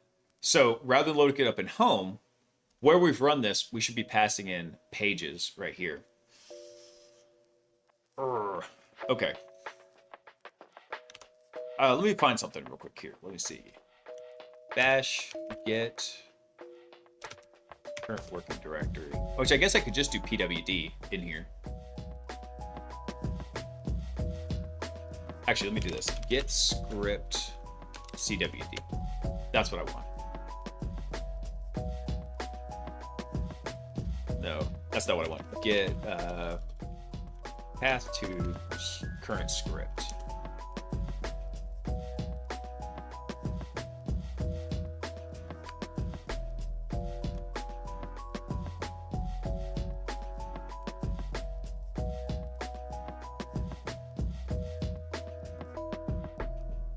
I could run it that way, but that's not exactly what I want to do. Eventually, this bash script is just a helper right now. We're gonna modify this later, but I think I'm just gonna hard code this. So rather than going to home, what we're gonna do is we're gonna just go to let's see, home Debian HackBot Robo Pages. I believe that's what we want right there.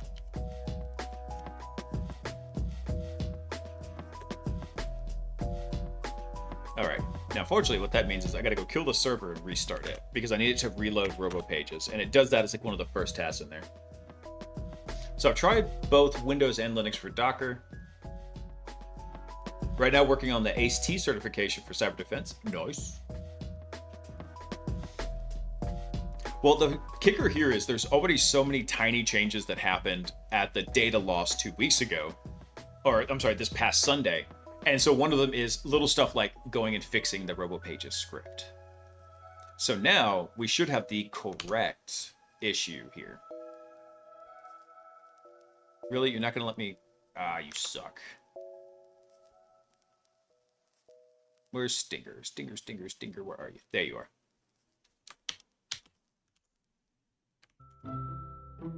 Alright, let's run this again.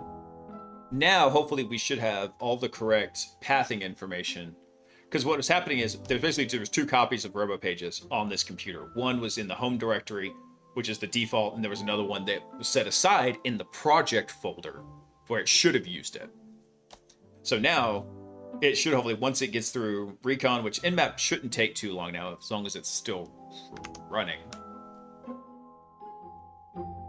Okay, cool. So it looks like the VPN did stabilize. Sweet. Okay, so it's already done with Nmap because it's currently doing the recon output format. So we're good there. I might go through and change that recon output formatter and just go make the Nmap stuff programmatic and have it pull out a few key pieces before passing it to the language model. Because right now, we're scanning one system. And just on that one system, the XML output is huge. And I'm only doing the XML form because I wanted to get the CPE values. Because I just thought they might be useful later. And the only way to get that in Nmap's infinite wisdom was to do the XML output. And it's so freaking chunky. So I think probably one thing I'll do is I'll bite the bullet and I'll go bring in the Nmap, library. Because there's a Python library helper for Nmap, parse the XML with that, and then send the key pieces of information to the output formatter so we can trim that sucker down. Because eventually I do want it to be able to do other labs, like multi-computer labs. I've built it with that goal in mind, where it's got flexibility and extensibility to track multiple hosts. Don't have anything built in yet right now for it to track how they're related to each other. It kind of can, because we get a host name. So if it's in an Active Directory environment, we can kind of tell by the host name where they're a bit related to it. But when that happens and we get to that point, we'll just have to extend the state table schema. We'll have to extend it out.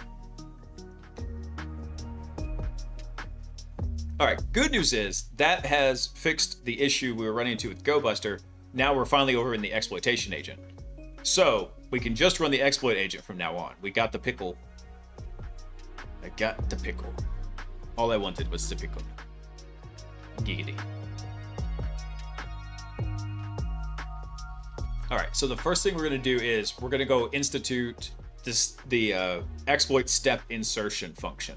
Because right now they just go sequentially. So the idea was you'd have, like, let's say steps 1, 2, 3, 4, 5. And let's say you ran into an error on step 3. So the reviser should go back through and change step 3. The problem is you can then lose information. Let's say step 3 is go upload the PHP file.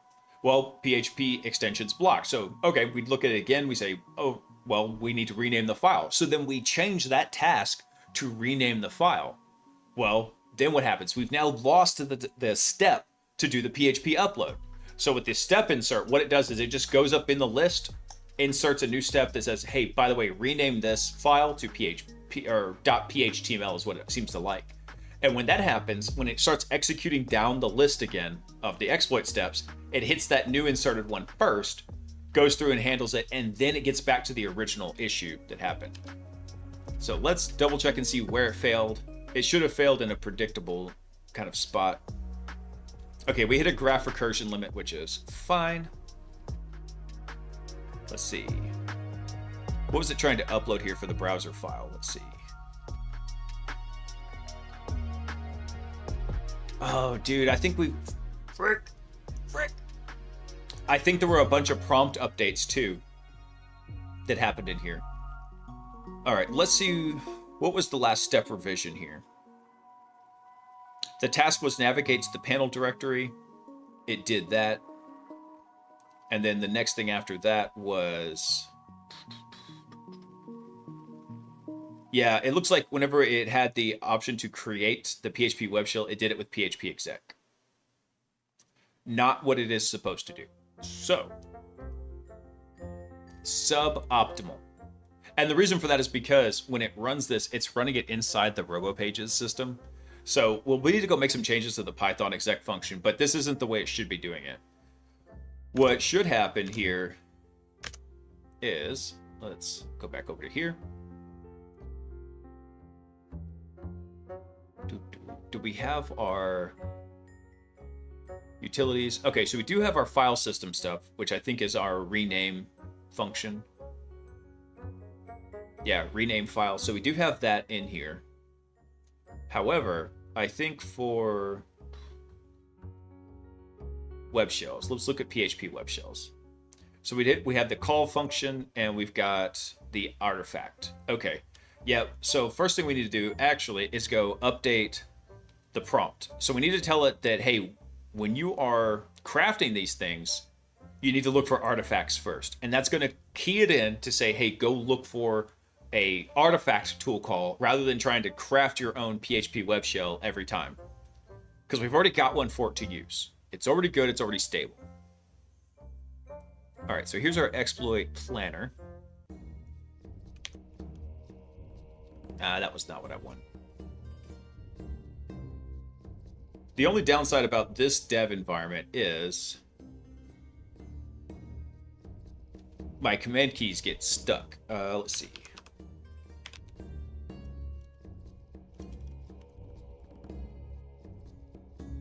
All right, so here's our exploit system template. I gotta actually double check in the exploit agent which one we're using. So let's go exploit agent and close some of these.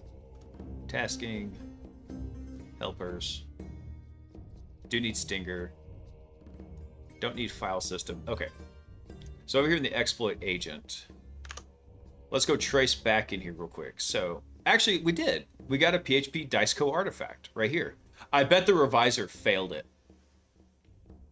Yep, the reviser failed it. All right. So where did we get our... It's got to be from the planner here. Let's see what verbiage did the planner use. There we go. So it said create a basic PHP web shell. So let's go look at the prompt for this real quick. That's from the step planner.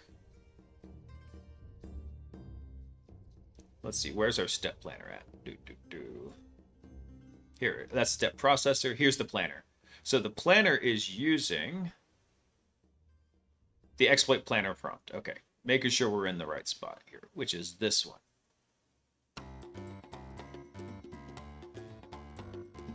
Yeah, exploit. Hold on, which one is it? Get exploit planner prompt template. Oh, this is the step one. Where's the planner? This is the one we want. Okay, so what conditions do we have in here? All steps should be constructed to be performed by calling tools. Do not include any security bypass techniques because we're going to handle those from the reviser. Provide the minimal list of steps to accomplish the task. Assume the target has no security features. Artifacts are available for code samples like web shells. Let's see. Actually, I believe we've already got this one set up. I think it's the reviser where we need to adjust this.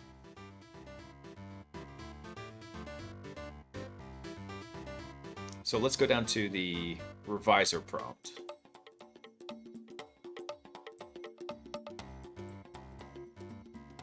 Determine the status of a task. I don't think that's it. Let me see. Where's the reviser? Here's the reviser. All right.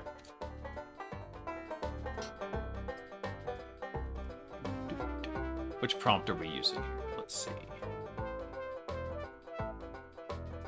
Get exploit step status template. All right, good. So we're in the correct prompt right here. Which actually, come to think of it, you know what I could have just done is I could have just come right here, hit Control B, and then it does take me over to it. All right. So this is the one we need to actually go through and check. It had that though. We did already have this. Tasks that require artifacts should be file system paths.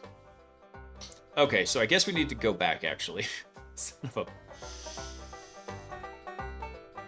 Let me see here. Artifacts are available for code samples. So what else did we... Damn. I'm trying to think what else we had in here. I think we put in another instruction in here that basically said something like...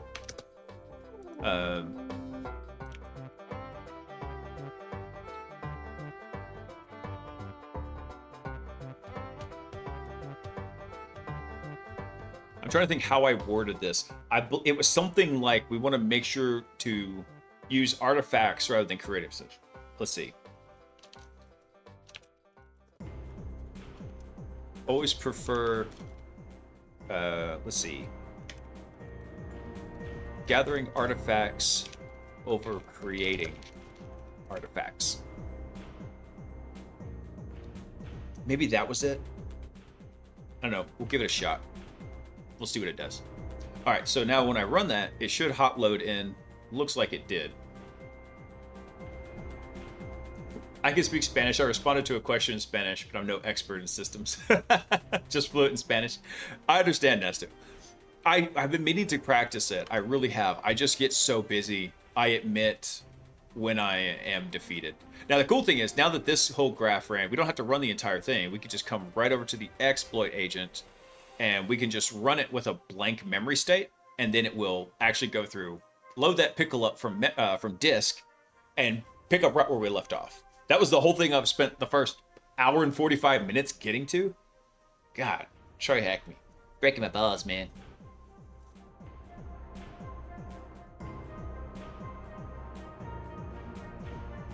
All right, so in the exploit agent, Good. It did get a PHP dice co.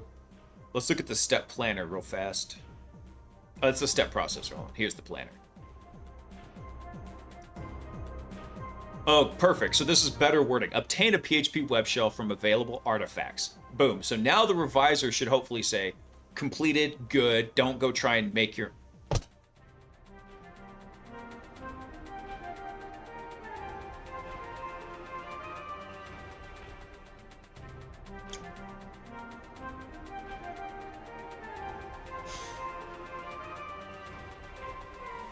All right, where did we fail? Recursion limit. I gotta go remember how to fix the recursion limit. Anyway, so what happened here is I gotta go debug this.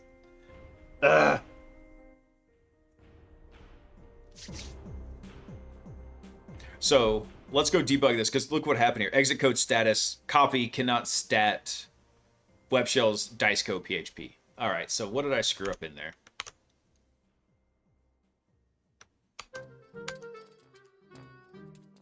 Let's go take a look at that. So this is actually in our PHP one here.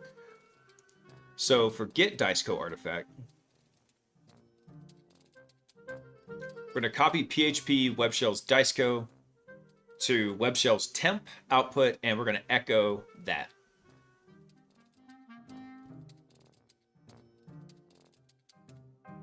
Now, why is this coming back that it could copy it?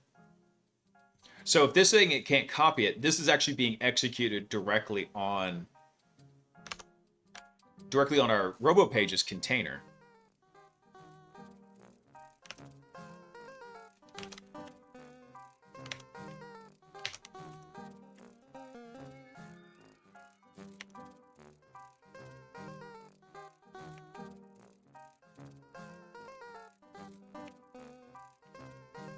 And then it was trying to do some Python.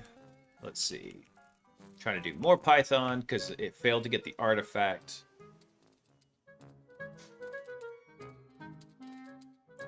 Copy cannot stat data web shells diceco. So for some reason it thinks that that's not in there, but I know it is. So let's do this. Let's do a Docker exec, and we're going to exec it over into RoboPages.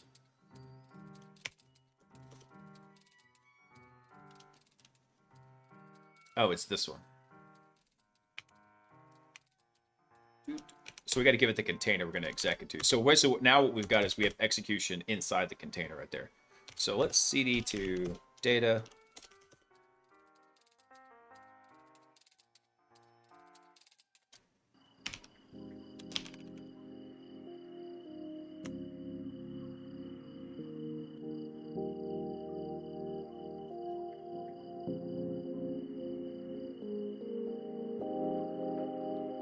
What the hell?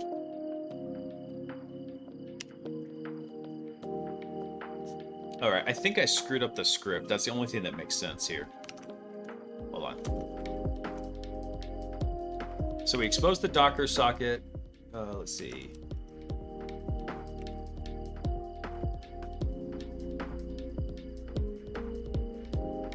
Oh, here we go. This is why. That's why right there. So this is not supposed to be here. This is supposed to be volume HackBot /data. That's why. So we had the wrong directory mapping to the data directory. That's why it couldn't find the web shell. Dude, a lot of it's going to be broken, Gumby, because there were so many tiny changes that we're just have to go re-debug and find them as it happens. But the good news is that's a change in the container. It's not a change in the tools. So we don't have to go reload everything. We should just be able to come back here and run it again. We're still going to hit the recursion limit, and that's not such a big deal. I knew it was an issue we're going to have to fix, and that's because the step planner has to run through so many things. I think one of the other changes we actually did in here is we switched from using the LangChain React agent to the LangGraph React agent. I think that was one of the changes we made. But you know what? If the LangChain one is working, I think we'll be okay. In fact, let me go look real quick. Let me go pull up the browser agent code real fast. Let's see. Where's our special agents? Browser. Let's look at our imports here. Actually, no, we are using the LangGraph create React agent. Okay, and that's perfect. That's exactly what we want. We wanted the LangGraph one.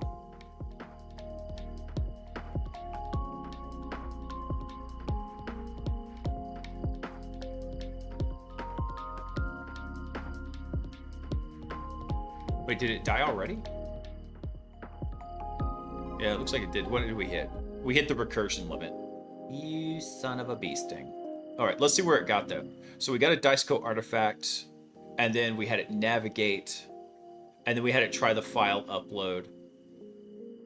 And then we had to do some clicks. Let's see what the reaction was from it.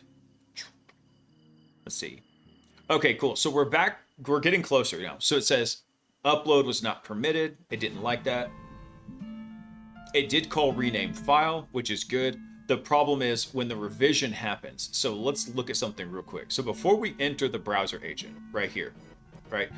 If we look at the state table for this, the input, this is what I was talking about. Let's see.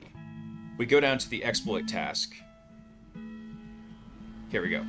And if we look at our steps right here, get the web shell, navigate to the panel, upload the web shell. So for our steps, currently step 2 is upload the web shell, right? So now if we come down here, post this, if we look at the exploit step update right here, actually we'll go one more, we'll come right here. If we come down here, we drill into this again. And if we look at the steps, step 2 is now bypass the upload restriction by renaming the web shell. Boom. So that was another change we're going to have to do, which is over in the revisor, we have to tell it to make these statements what I call like atomic, right? They have to be individual. You can't break them down anymore. You can't do compound statements like do this and this, do this or this. Those don't work. Those compound statements jack everything up because the steps are meant to be atomic in here. And then the revisor can come in and insert the new steps as it needs to. So I think we're actually at that point. So let's go do two things. We're going to update the prompt over in the exploit revisor to tell it these have to be atomic statements, not compound or anything like that. This one here, it says basically rename the file and upload it to the upload form. So what happens? It can only do one or the other. It only has the ability to do like one tool call as it does that. I probably could go change that, but screw it. I don't care. After that upload, after the rename happens, it goes back to the revisor and it's like, you didn't complete the task because you only did half of it. And it jacks it up. Love you long time, Gumby. Ooh-woo. Oh, that hurt. That hurt doing the ooh-woo. Giggity. All right. So let's do that real fast. So we're going to update the revisor. And then we're going to add the functionality that we're going to extend the revisor to where it can insert a task prior to the current one. So let me see here.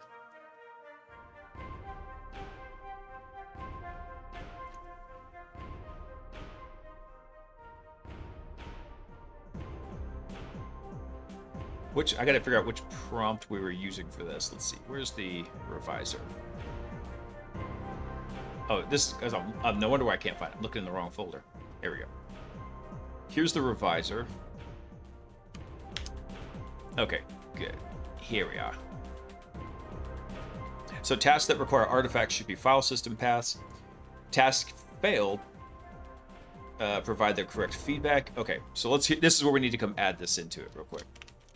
Let's do a little bit of cleaning up in here. All right, so let's see. Revisions must be atomic statements and never use compound statements. And then what we did after that is we actually gave it like some examples. Let's see. Let's start with a bad example. And we're going to make this kind of on point here.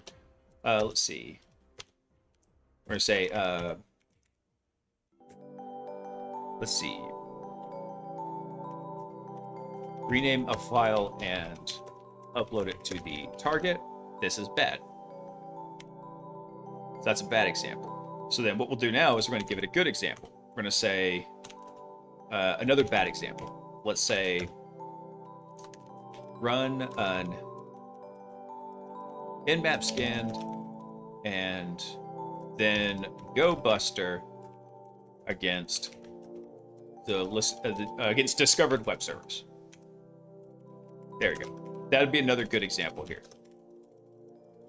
Because yeah, you'd want to do those, but I mean, they would actually. That's a crap example because I forgot this is strictly for the exploitation agent. So let me think. What's another good one?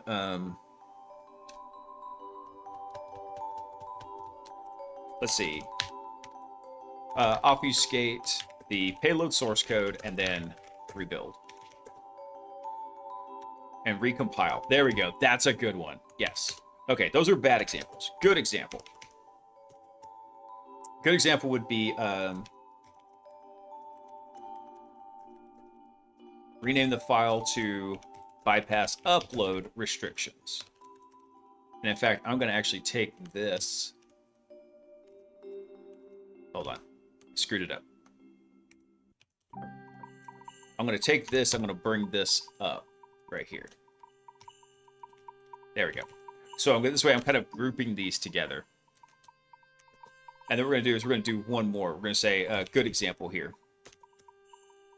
We'll say the good example is obfuscate the payload. There we go. Boom. We're just going to leave it like that. And then this can come not like that. That was not good. Bring this back here. There we go. All right, good. So now what we've done is we've told it, hey, here is the bad example. Here's a good example. Rename. So the bad example was rename the file and upload this. Let's see. Just obfuscate the payload, yeah. Because here it was obfuscate like the payload source and recompile here.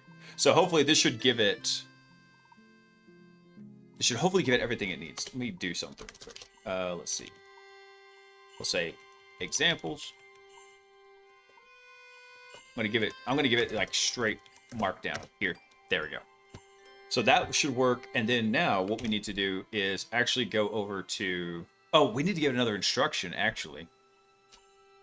So for the revision, for the step status.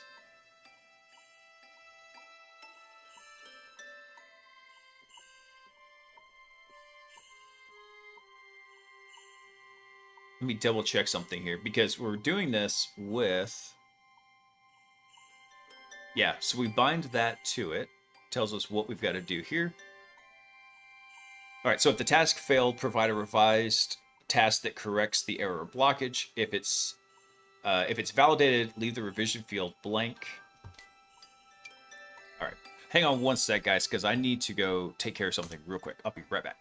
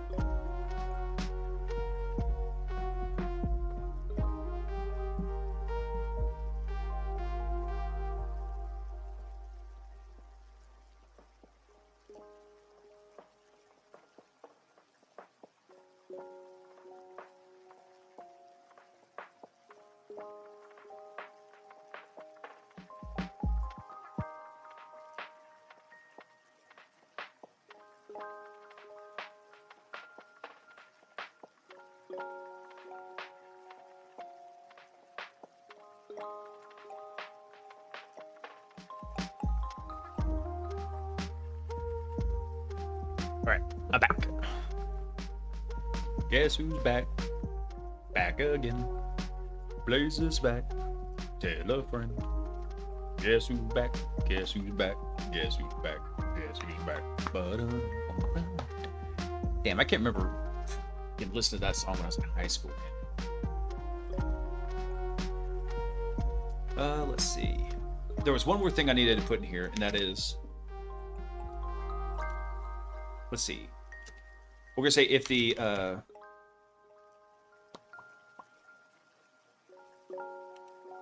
don't want to do this. What we need to do is we need to go tell it where to put this in. Let's see. If the revised step should occur, let's see. Prior to the current step, set.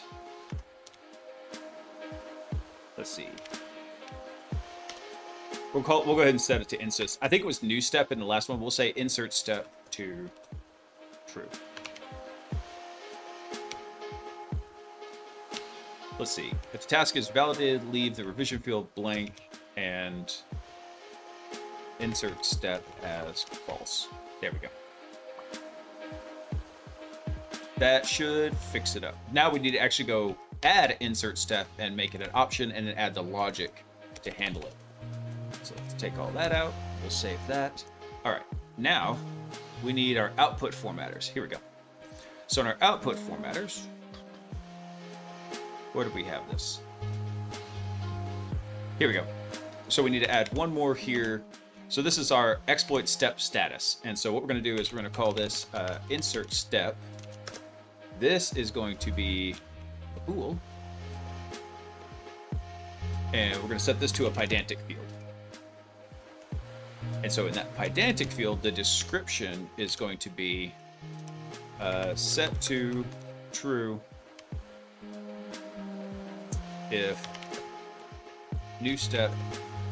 Oh, I wish I remember what language I used in here.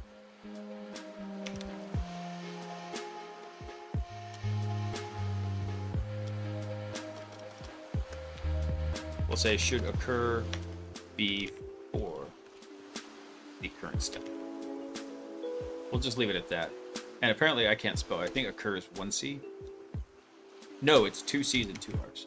That's it. No, I just can't spell. That's all right. Oh, there's no E at the end. Yeah, I can't spell for crap. Occur. There we go. All right, so we got that. Now, what we need to do is we need to go check for that new field now. So if we come back over to our exploit step revisor, we look at the output we get back, right? So here's our current step. After we make the language model call, we parse out what happens. So this would be our, we'll just call it insert step. And this is going to be right here. And instead of our revision, we're going to call this insert step, just like that. Boom. So now we're going to pull out that insert step from the output format. When it comes back, we're going to have a Boolean for that. Actually, we'll see if that works. I think I set it to a string last time. It's fine. So we take that, and now what we need to do is, if it was validated, boom, all that's good. If it failed, we need to do one more check here. And that is what we do here.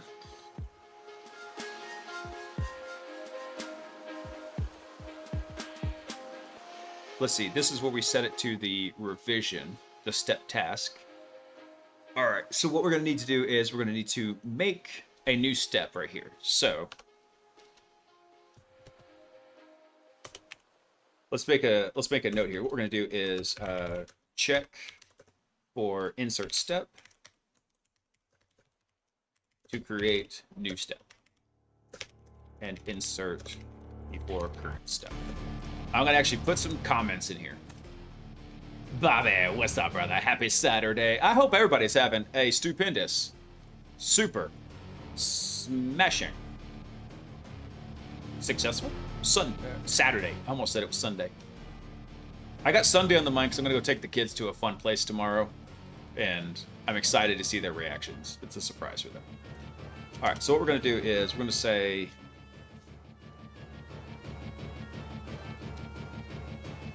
We're going to say if the... Not the revision. If insert step.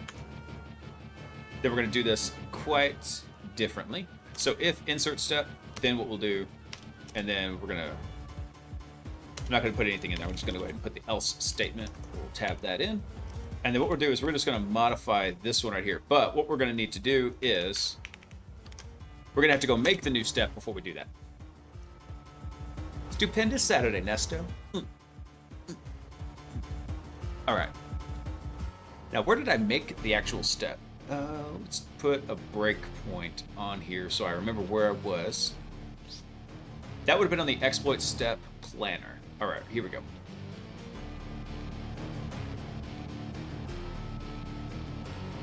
Here, that's what it is. Get exploit step. X. Okay. Which, if I remember right, get exploit step, all it does is take in the step task for the string, and then it just returns all the output for it. So yeah, we'll be good there. And then what we do is, since that's a list, we just insert it. All right, so let's go back down here. There we go. What was that function called? Here we go. Get exploit step. What we'll do is we're going to say new step. What type is this? I don't know. I'll type it in a second. This is going to be equal to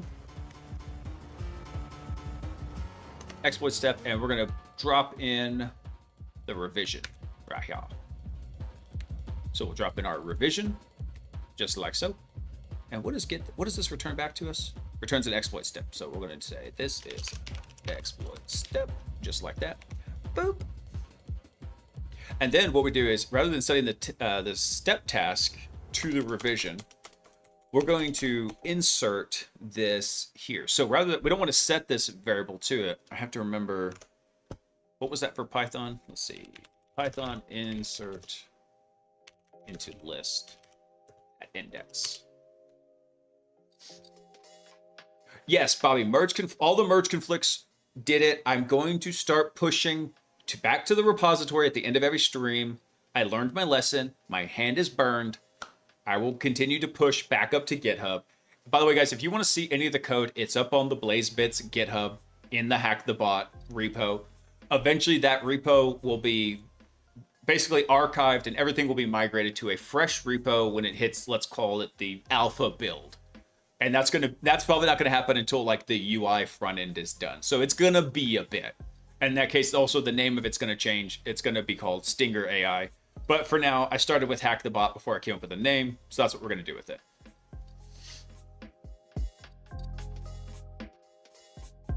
Okay, so we just call list, insert, index, and then element. So what we'll do here is, that's our current step.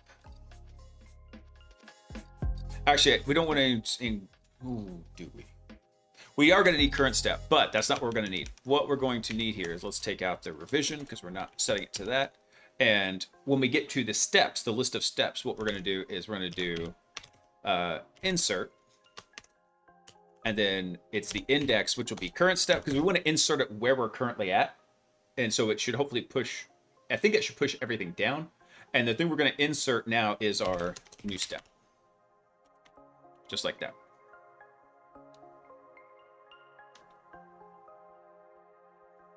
And I don't know what expected type exploit step got type exploit. Okay, fine. Just, I don't care. Take that out. There we go. In fact, you know what? I'm gonna be that bad, lazy developer. I'm just gonna do that. There we go. There. I'm not gonna break it out and make the code more readable. Boom. Okay. So what we've got here is, if insert step is called, that basically means we need to do a step before the current step. We're going to insert it above it. And to do that, we're going to basically insert it at our current location. There. Boom. Just like that. Otherwise, what we're going to do is we're going to update the current step with the revision and then let it run through again. Boom. Hopefully it's not too much of a pain in the butt. to replicate the logic or something close to it. Not really, man. I think I remember most of what we did, and thankfully, you know, I always look for the silver lining in things. It was a real big pain in the butt at the time when I had a power outage about 2 weeks ago. And so I was able to get into my server, create a snapshot, and basically have that as a backup. So whenever I accidentally blew the server away, I was able to revert back to that snapshot and only lost about 2 weeks worth of work. There's some work in the prompts that I forgot about, but I remember mostly what we did. We might have to go do some prompt engineering over here, but a lot of the logic I remember. So this is one of 4 tasks actually I had laid out for myself. What were they? The first one was commit the code to GitHub, so I did that. Let's see, the step insertion, we're working on that right now. And then there's a new function I got to create over in, I think it's tasking.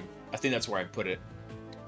Basically to take all the exploit steps and create a condensed context for them so we can pass that information down to the browser agent or any other sub agent that we want to, right? We need to be able to have that contextual information for that agent to run. And once that's done, then there's some data passing back and forth between the browser agent and the exploit agent. We got to clean that up because it's passing chunky data, and we don't want that. We want the context nice and tight and clean. Want it tight like a tiger. Oh my God, Austin Powers came out like 30 years ago, I think. When did Austin Powers come out? Yeah, damn near 28 years ago. Oh. Damn, I remember seeing that movie when it was in theaters. All right, so we got that part done.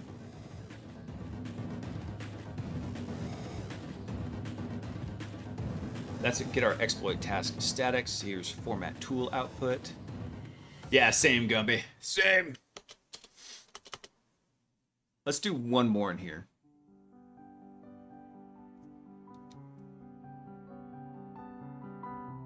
Exploit suggestions. Let's see. Get new task. Yeah. Let's add another one in here. Let's call this.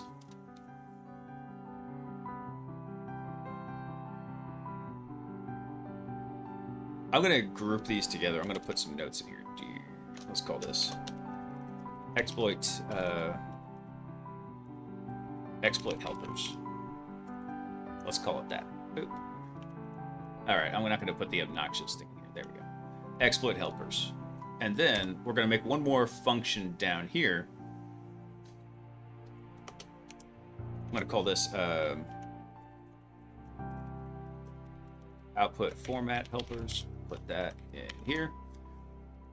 So our new function here, what we're going to do is we're going to define, we're going to get exploit task context. That's what we're going to call it. And for this, what we're going to do is we're going to take in state table. That's going to be var of type stinger state. And what this should return is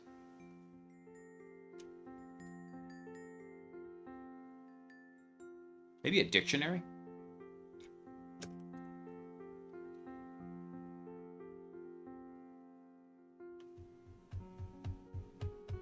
I don't know. We'll leave it as a string for now. I'm not sure what I want to do. So what I need to do is get the current exploit task.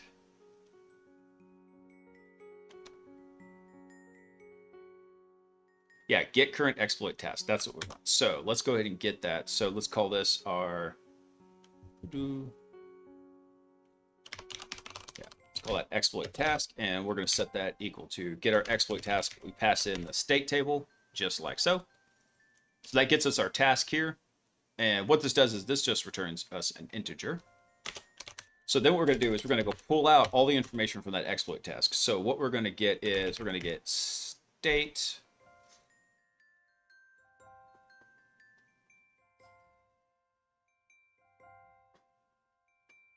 Yep, this is what we want right here. So what this does is it gets us the current working task right here. And then we'll go to the task. We'll say,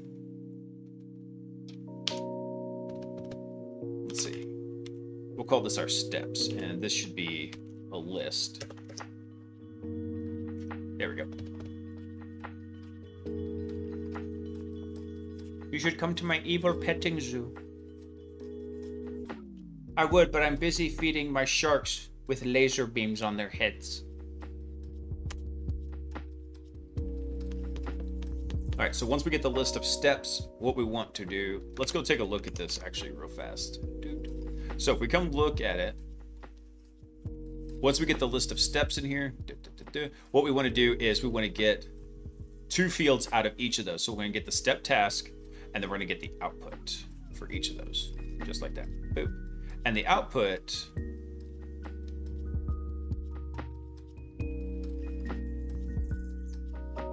actually, I think what we want to do is we want to get most of these fields actually. So we want to get, yeah, the step task. We want to get the tool and the output. That's what we want to do. All right. So I think I did this just with a simple string format. So what we'll do is we'll say for step in steps. And let's do, we'll do output string. For now, is just going to be a blank string. So we got it outside of our loop scope. And then what we'll do is we'll say, let's see.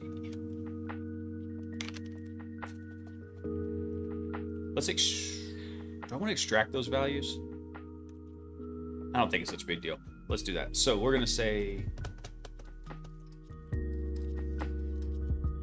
what's going on here? There we go. Output plus equals.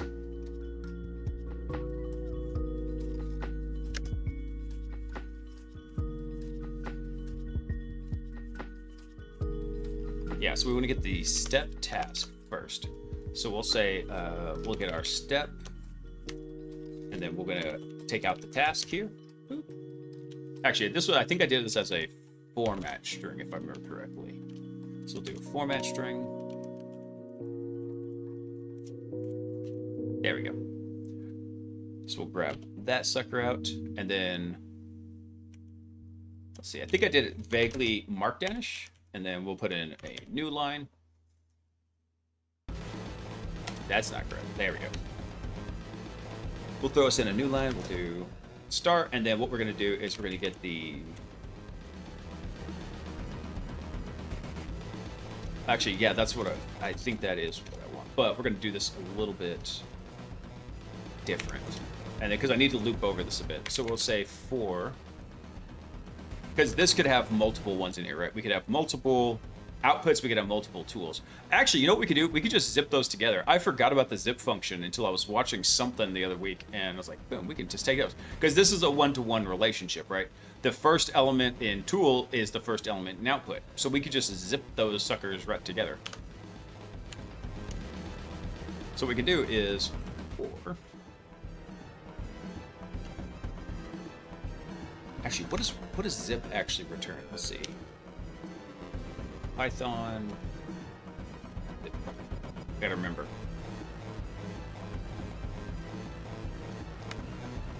Yeah, so you zip the two together, and then you should have like. Let me double check.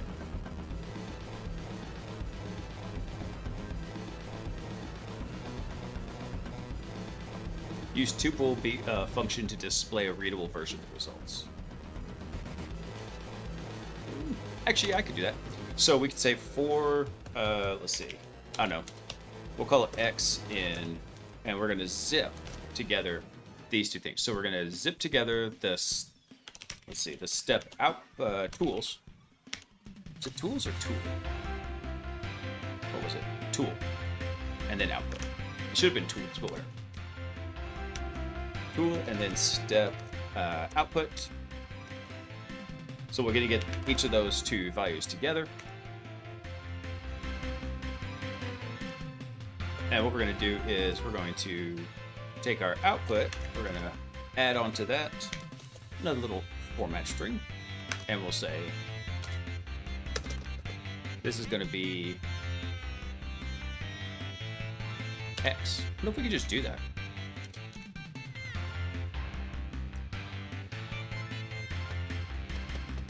Not exactly what I had last time, but I think that actually may...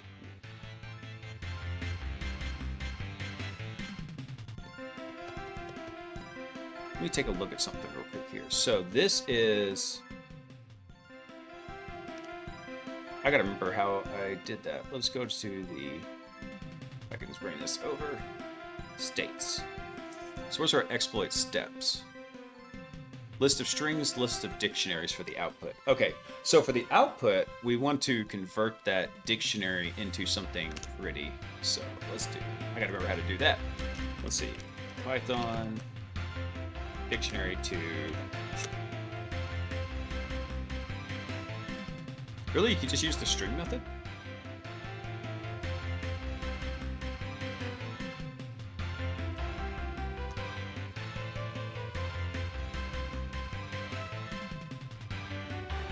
No, that's not what I wanted to do.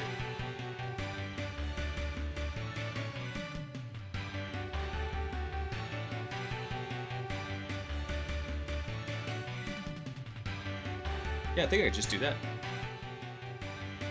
Hey, frozen hog.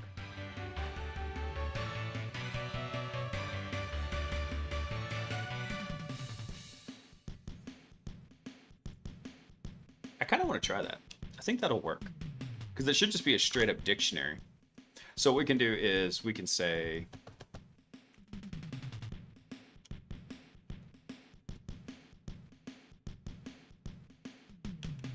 do I just have to cast the whole thing as a string? I'm going to try it. We'll see what happens. And then we're going to put a new line in here, just like that. Okay, so what should happen is when we pass in our stinger state to this, it's going to go get our current exploit task index right here. Except I did this wrong.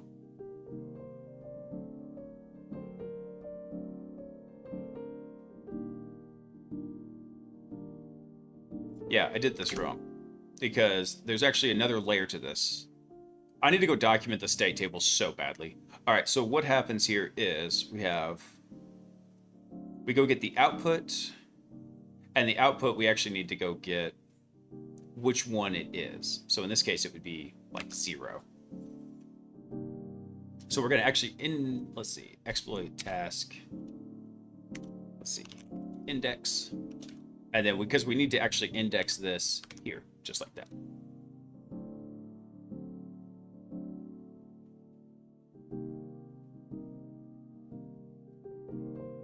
Make sure I get this right. Checks the state table for the currently working exploit task. Returns -1 if no working one is found. So that should be good. Actually, once we find this, then what we want to do is, okay, that's right. There's output. We get the element from the output, and then we get the steps field in there. Steps, just like that. Boom. And what is it saying here? Expected list got literal. That is not correct.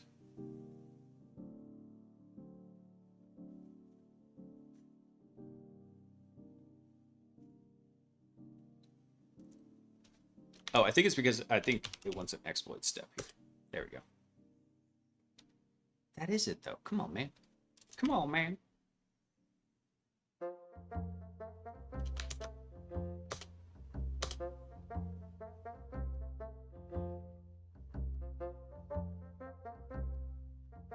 Expected a list exploit got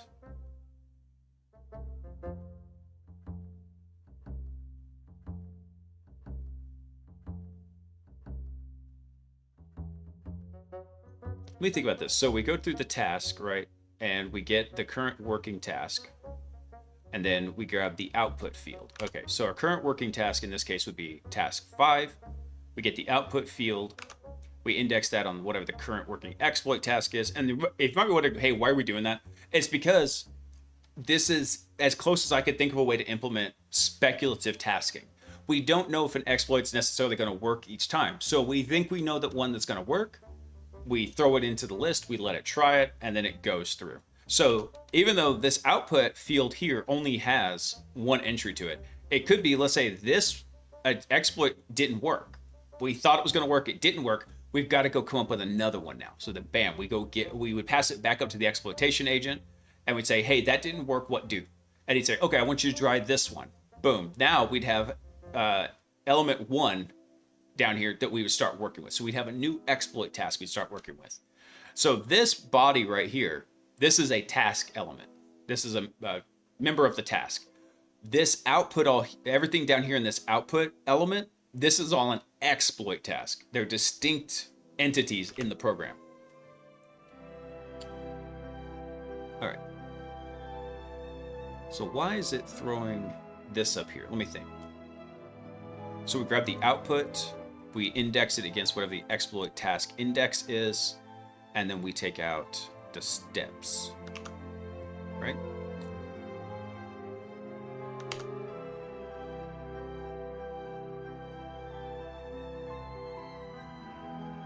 Where's our exploit tasks in here? Here's exploit tasks.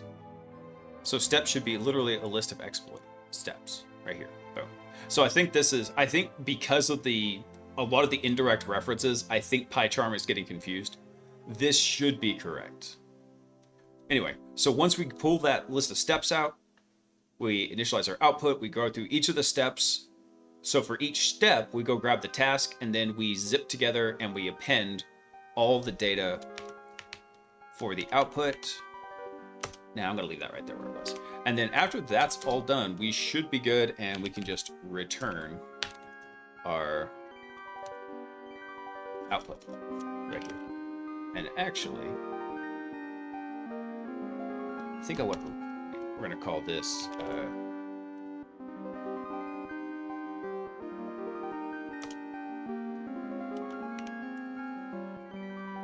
context. Oh, damn it.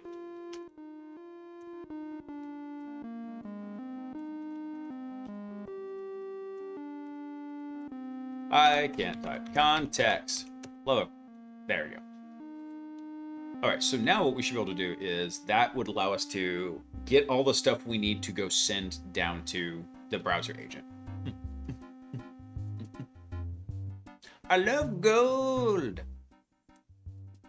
Nesto, would you be up for a smoke and a pancake?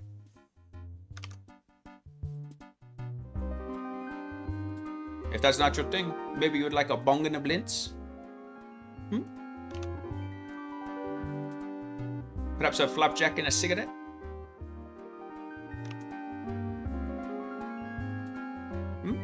No? Maybe perhaps a cigar and a waffle? God, I freaking love that movie. Let me think where I need to put this now. Let's go look at the exploitation agent again. Actually, I think that, if I remember correctly, let's go, hold on. Let's docstring this sucker. Let's see. Builds the context for handing off the current state of all steps in. Actually, is there one more check I need to run in this?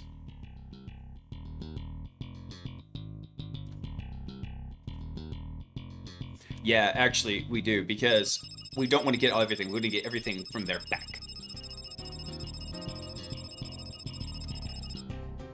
Incoming transmission from Frozen_Fusion007. Mike Myers is hilarious. Mike Myers is hilarious. Damn. Talk about a trip down memory lane, man. I hadn't thought about freaking Mike Myers in forever. All right, I forgot one more thing in here, and that is...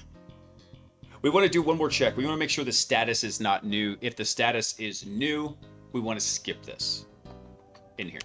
So let's do one more check here. So for the step-in steps, we'll say if the step, what was that damn field called? Status. So if the step status does not equal new, then we're going to do all this stuff. Just like this. And let me double check that real quick. Where's our exploit step? So our status is a literal. It can be new, working, validated, failed. Yeah, because so we want working, we want validated, we want failed. Actually, do we want working? Let me see. Yeah, because we might have multiple calls happening here. Damn it, I just remembered also there is... I need to redo how this gets appended to the state table. So what's happening now is when we call the special agent, right? We just put this sucker in here, and we're artificially inflating the output here because there's actually a check that happens to see, do we have 3 tool calls? Because if it hasn't happened in 3 tool calls, and that's an arbitrary number I just picked out of my butt, what happens is it bails out. And so it bails out artificially soon because this list expands, right? Damn it, I forgot. I gotta fix this. So what'll happen here is we'll say the tool will be special agent caller browser agent. So we'll combine these two. This will go away, and then we'll just have this output all happen right there. And then there was also a summary that happened in there, so we weren't just getting a giant freaking list of AI messages happening. All right, it's fine. We're gonna fix this. We're gonna make it happen. Stuff is cooking. All right, let's see here.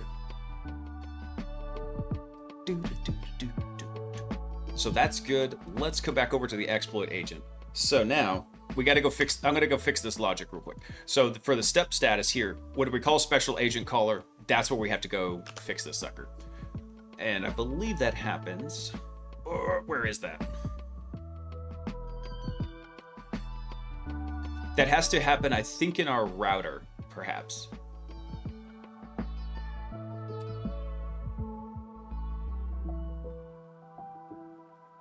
Here's where we do the special agent node. Yeah, here it is, right here. So special agent caller, we append this right here. This is a second agent, actually. There's another thing over here in browser. Actually, I take it back. It's not going to be in browser. It's going to be in the actual agents.py. Here, boom.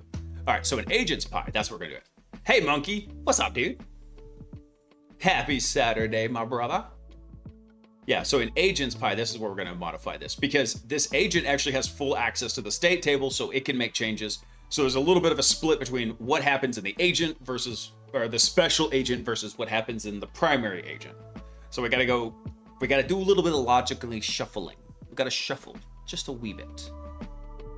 All right, so this part right here. So our agent to call is, we're going to pop this out. Actually, this is not the correct spot. This is just the router. Let's see. No, I take it back. This is not the router even. What this is here is just, hey, are we calling a special agent? That's what's happening here. Got Nesto doing the Carlton over here. Let's see.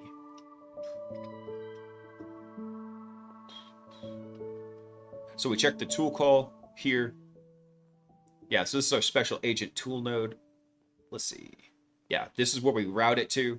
So this is the routing function. Basically just checks, hey, did we have special agent caller? If so, send it to this node essentially in here.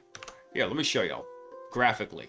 So what's happening here? Let me throw this over here and throw this over here, bring this here and this here. So what happens here is once the exploit agent says, okay, I think I know what exploit to use, he passes it down to the planner. The planner then says, okay, step processor, here's all the steps you need to do for this exploit attempt. And then when that happens, the exploit step processor makes a LLM call and says, okay, what are we going to do here? All right, I think I can do this with a tool call. Bam, it routes down to the tool node. Oh, by the way, I can't do this myself. I need the special agent to handle it. Bam, it routes down to the special agent. And all it's literally doing is looking to see, we created the special agent caller as a special agent in here. And it says, okay, yeah, I'm going to call that, and I'm going to call the browser agent. That's what it's going to do. And those special agents, they hot load at runtime. So we've got that set up good. Did I get everything back from the rollback? No, I did not, monkey. We're still working on it right now. But actually, we're knocking out the stuff in there. There were other little things I forgot that we have to do. But I think actually we might possibly get all that code recovered by tomorrow. And you know what I just realized? I bet to try HackBot. All right. That's fine. We're going to put as much code back in as I can think of. And then I'm so done with Try Hack Me. I burned an hour tonight. Over an hour trying to just get the VPN to work. I don't know what was going on. I think Try Hack Me was having a panic attack or something. Let's see. Okay, here it is. So what we've got is, this is in our exploit step processor, right? So we're in this node right here, exploit step processor. What it does is, if we get a special agent caller, what we do is we come over to the tool and we do an output. So we're going to combine these two together. This is not what we want in here. So we're going to format string this. And then this is going to come just like so. And then we're going to append one more thing in here. We're going to put a colon and then another placeholder, and this is going to come in here. Just like this. So that's going to come there. That's going to go out. And did I screw something up? Yes, I didn't close the double quotes. There we go. So now what's going to happen is, for the tool, we're going to say this is basically going to be special agent caller, right? And in fact, I think I want to change that. I think I'm just going to hard code that, because we know what the name is going to be, right? Because it looked like this right here. So the tool was special agent caller. That's this first one here. Basically the name of the tool call. And then the argument name, which is browser agent right there. So now you see, like, it looks like we've got two that are happening in here. So we're going to take that out. Let's see. Yeah, so let's just take that one out. There's no reason to have that hard-coded in there. We're just going to get the name of the special agent. We set the status to working. We're good. Bam. Wham bam. Thank you, LLM man. So now once we get this, when everything passes off to our special agent, here's our special agent node right here. When we call this, what we're passing in is we're passing in the whole state table to it. Boom, which happens right here. Damn, there was one other thing we did in this. We added a prompt, a specialized system prompt that told it to end basically every task that it did with a summary. So we could take the summary and we could go stick it into, make that basically like a condensed version of what we did. That's okay. Let's look at this real quick. I think this output format needs to go away, because I'm not sending all those messages back. So whatever that breaks, that's where we know we need to fix it. Here we go. All right, so if it's an output or an exploit message, let's see. And we're going to do this from the result here. So there's our result. We await execution from the browser agent. So actually, I do need browser real quick. Let's come back over to browser. Boop. Let's open you up. And then here in browser, where we create the React agent, that's down here.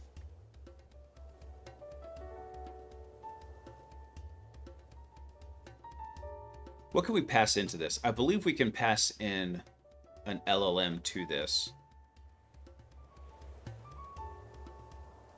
So let me open that up. Can I open it? Open it. Open it. Boop. Let's go back here. All right, so our model is, let's see, we could take it could be a language model like type in here. We could also pass in tools and a prompt.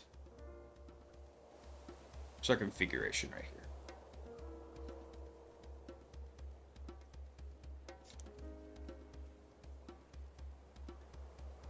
Where's our Claude LLM? Okay, so chat Anthropic. What does this thing return? There it goes. Why is everything spazzing out on me? There we go.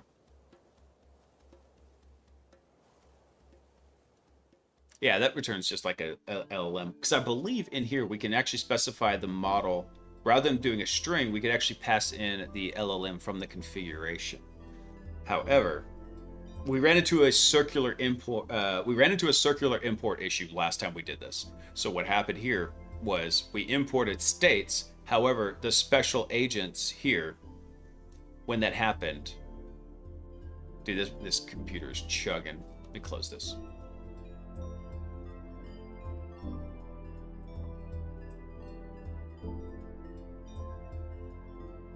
me double check something real quick. I don't believe I have that information in the state table. Nor should I. That doesn't really belong in the state table.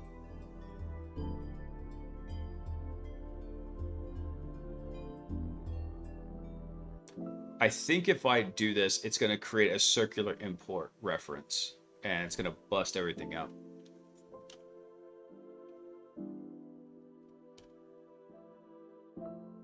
Yeah, because look at this. The configuration actually brings in the special agent right here.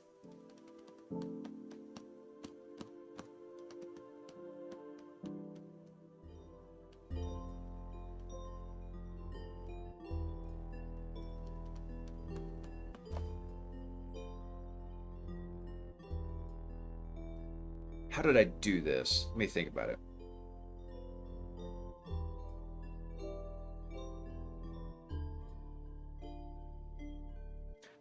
There was a way I cheated on this.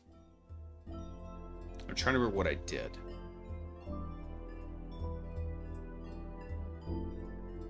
I'm trying to remember, did I basically make it to where I...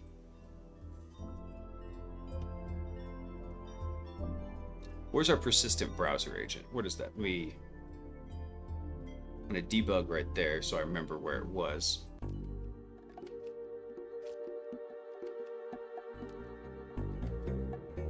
Yeah, so the only thing the persistent browser agent takes was the session name. I really need to go rewrite this whole agent. But anyway. I'm gonna save it for later.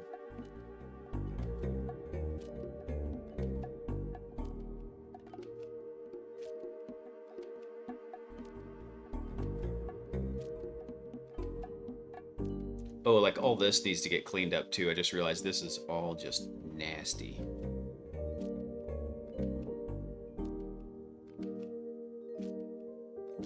Wait, did I really already have the current step available in there?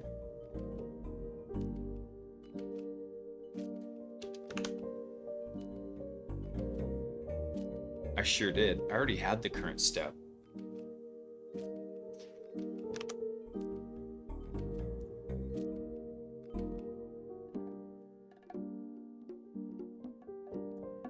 Yeah, I sure did. Yeah, that's funny. So I don't have to go through all the steps in here. I could have just done that. Anyway, doesn't matter. So it's going to skip over all those new ones. Anyway, it works just fine. What do you mean exploit step has no key task? Oh, it's step task, isn't it?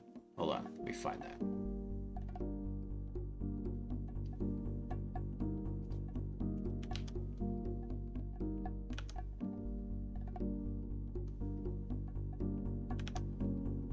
Here we go. It's step test, that's why. That is incorrect. There we go. Let's fix that key right fast. All right. That's good. Let's come back over to the browser.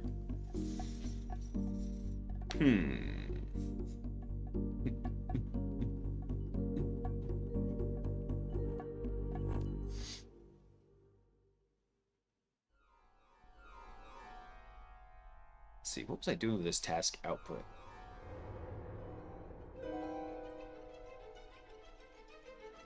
Yeah, I need to go clean this up a bunch. Let's...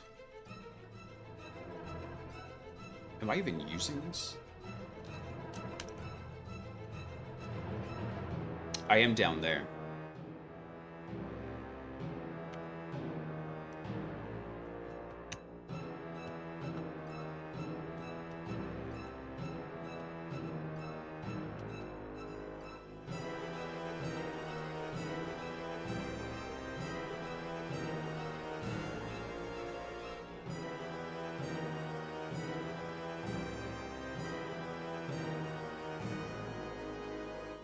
Yeah, I should actually just do this. Let's move this.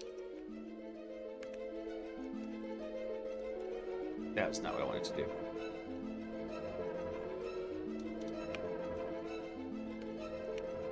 There we go. I'm going to move this outside this scope real quick. So for our task right here. So what we can say then is, because this is basically redundant right here, right? So let's take this out. Let's call this the task right here. So there's our task. That should be fine. And then, let's see. That's if we get the task output. We need to fix to properly target our exploit task. So what do we get here? So we're going from task, which is our current task, task 0. So this needs to change. This should be over in tasking. I believe we have. That's our get. Let's see. Get current exploit task right there. That's what we want. So we get the current exploit task from this. Is that right? Yeah, that's what we want. So what we can do is actually we can index off of that. So get current exploit task. We just sent it the whole state table because I'm a lazy coder. Let's see. So that should actually get us our proper one. Take that out. And then once we get this, our step index is going to get from the task output the current step.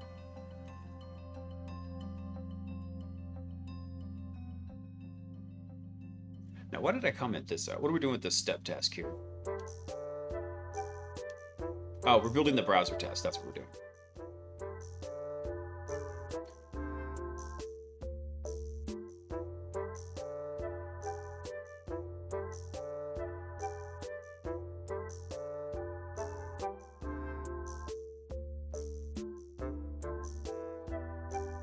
Build exploit task context. Wait, did I already have that?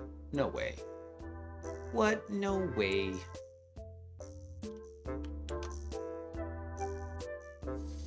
I forgot I made context helpers. I already had that. Son of a... I thought I had it over in tasking. No. Sorry. Okay. It was a good exercise, but you know what?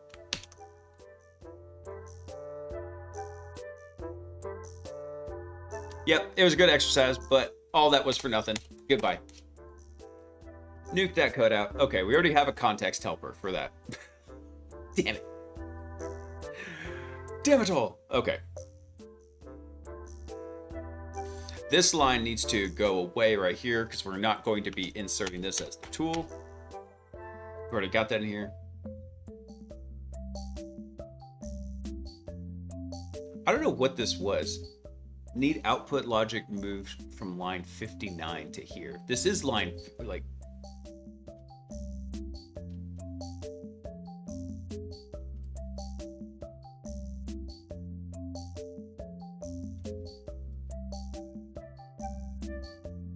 What was the output logic I had?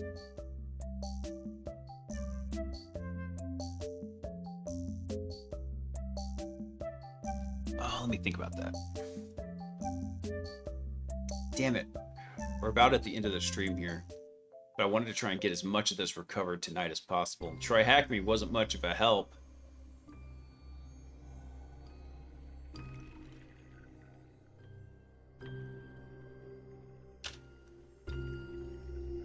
Let's see if I can just find it.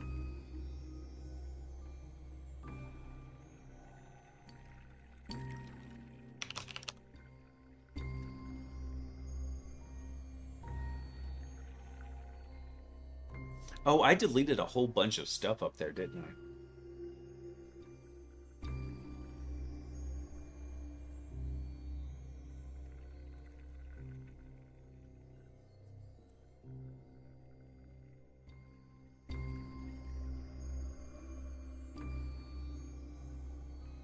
I believe I changed this.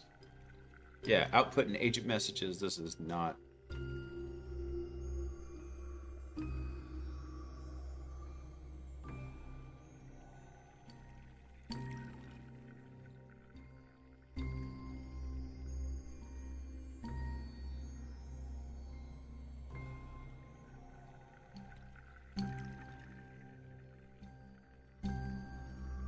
So for the result, we were just tacking on everything here, which is suboptimal because it's a lot of messages that happen.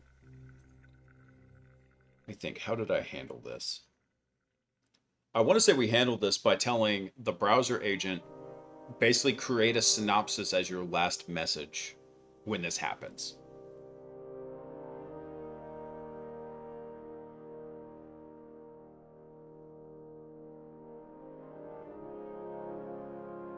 Let me think about something real fast. No, I don't think it's gonna work. Damn it. Let me look at something real quick.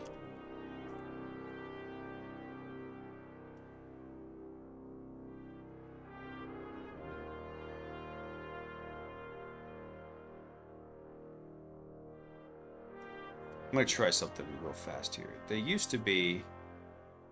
I don't see it in here.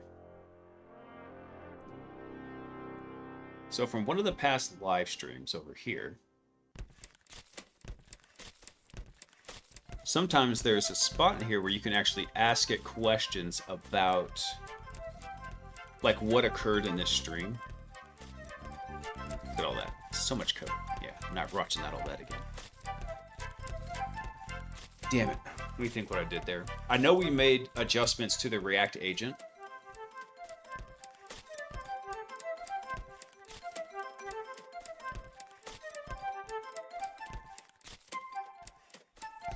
I want to say what I did was in the configuration, I think I accidentally moved this. So I think the special agent loader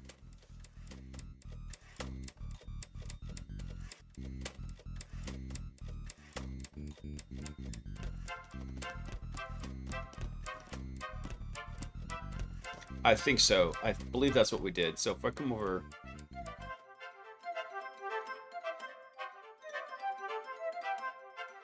Yeah, because before all we're doing is we're extracting the special agents from there.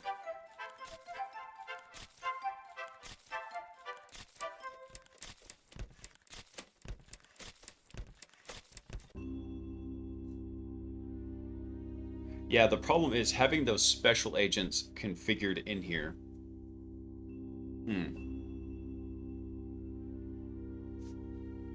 I'll have to think about how I want to handle this again.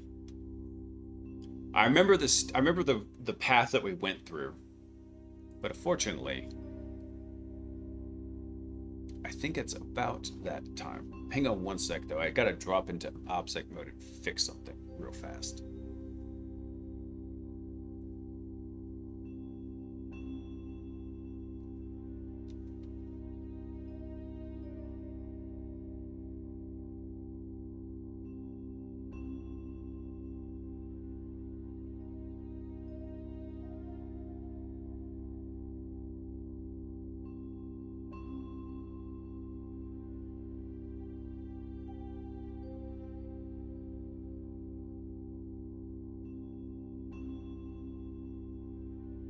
All right, sorry about that. I had to go fix something real fast over on the YouTube side. All right, let's go see who we can raid out to tonight, because unfortunately, that is where I need to wrap it up. Let's see. Is anybody over on InfoSec streams? Nope. I'm so sad that there's not more hackers on late in the evening, man. Kills me. All right. Over on the Twitch side, if you guys have somebody we could go raid out to, shout them out. Let's go see who we can hit up real fast. Anybody working on anything interesting? Let's go see.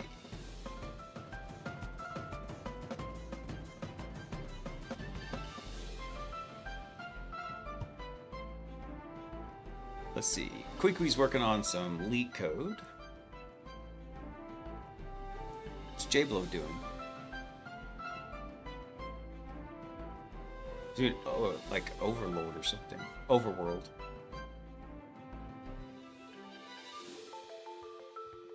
Oh, here we go. This is interesting. Somebody's working on packet MTUs. That's the maximum transmission unit. So if you're not familiar with that, it's basically how big at layer 2 you're sending data. Bye. Enjoy food. I think it's trying to join twice. Yeah, trying the audacity, trying to join twice. Which is funny because I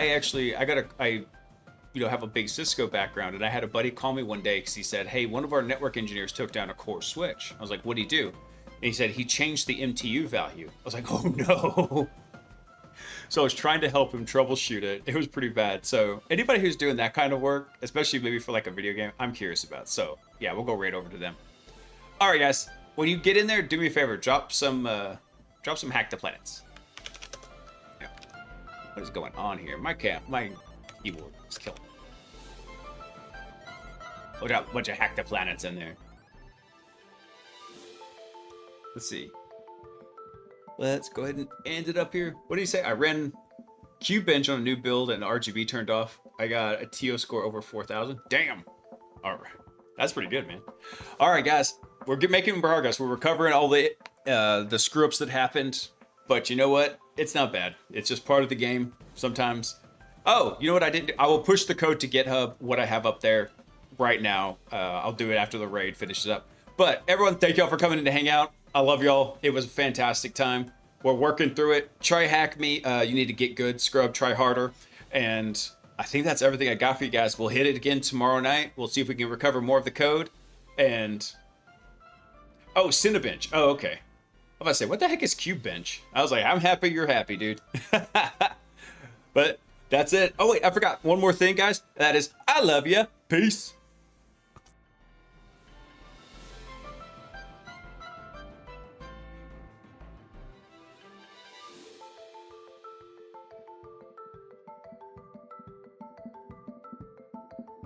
When I set this up, obviously we just started Nakama. I had no idea what I was doing. There was a lot of exploring. When it spawns you under the ground, then resets you up. Yeah.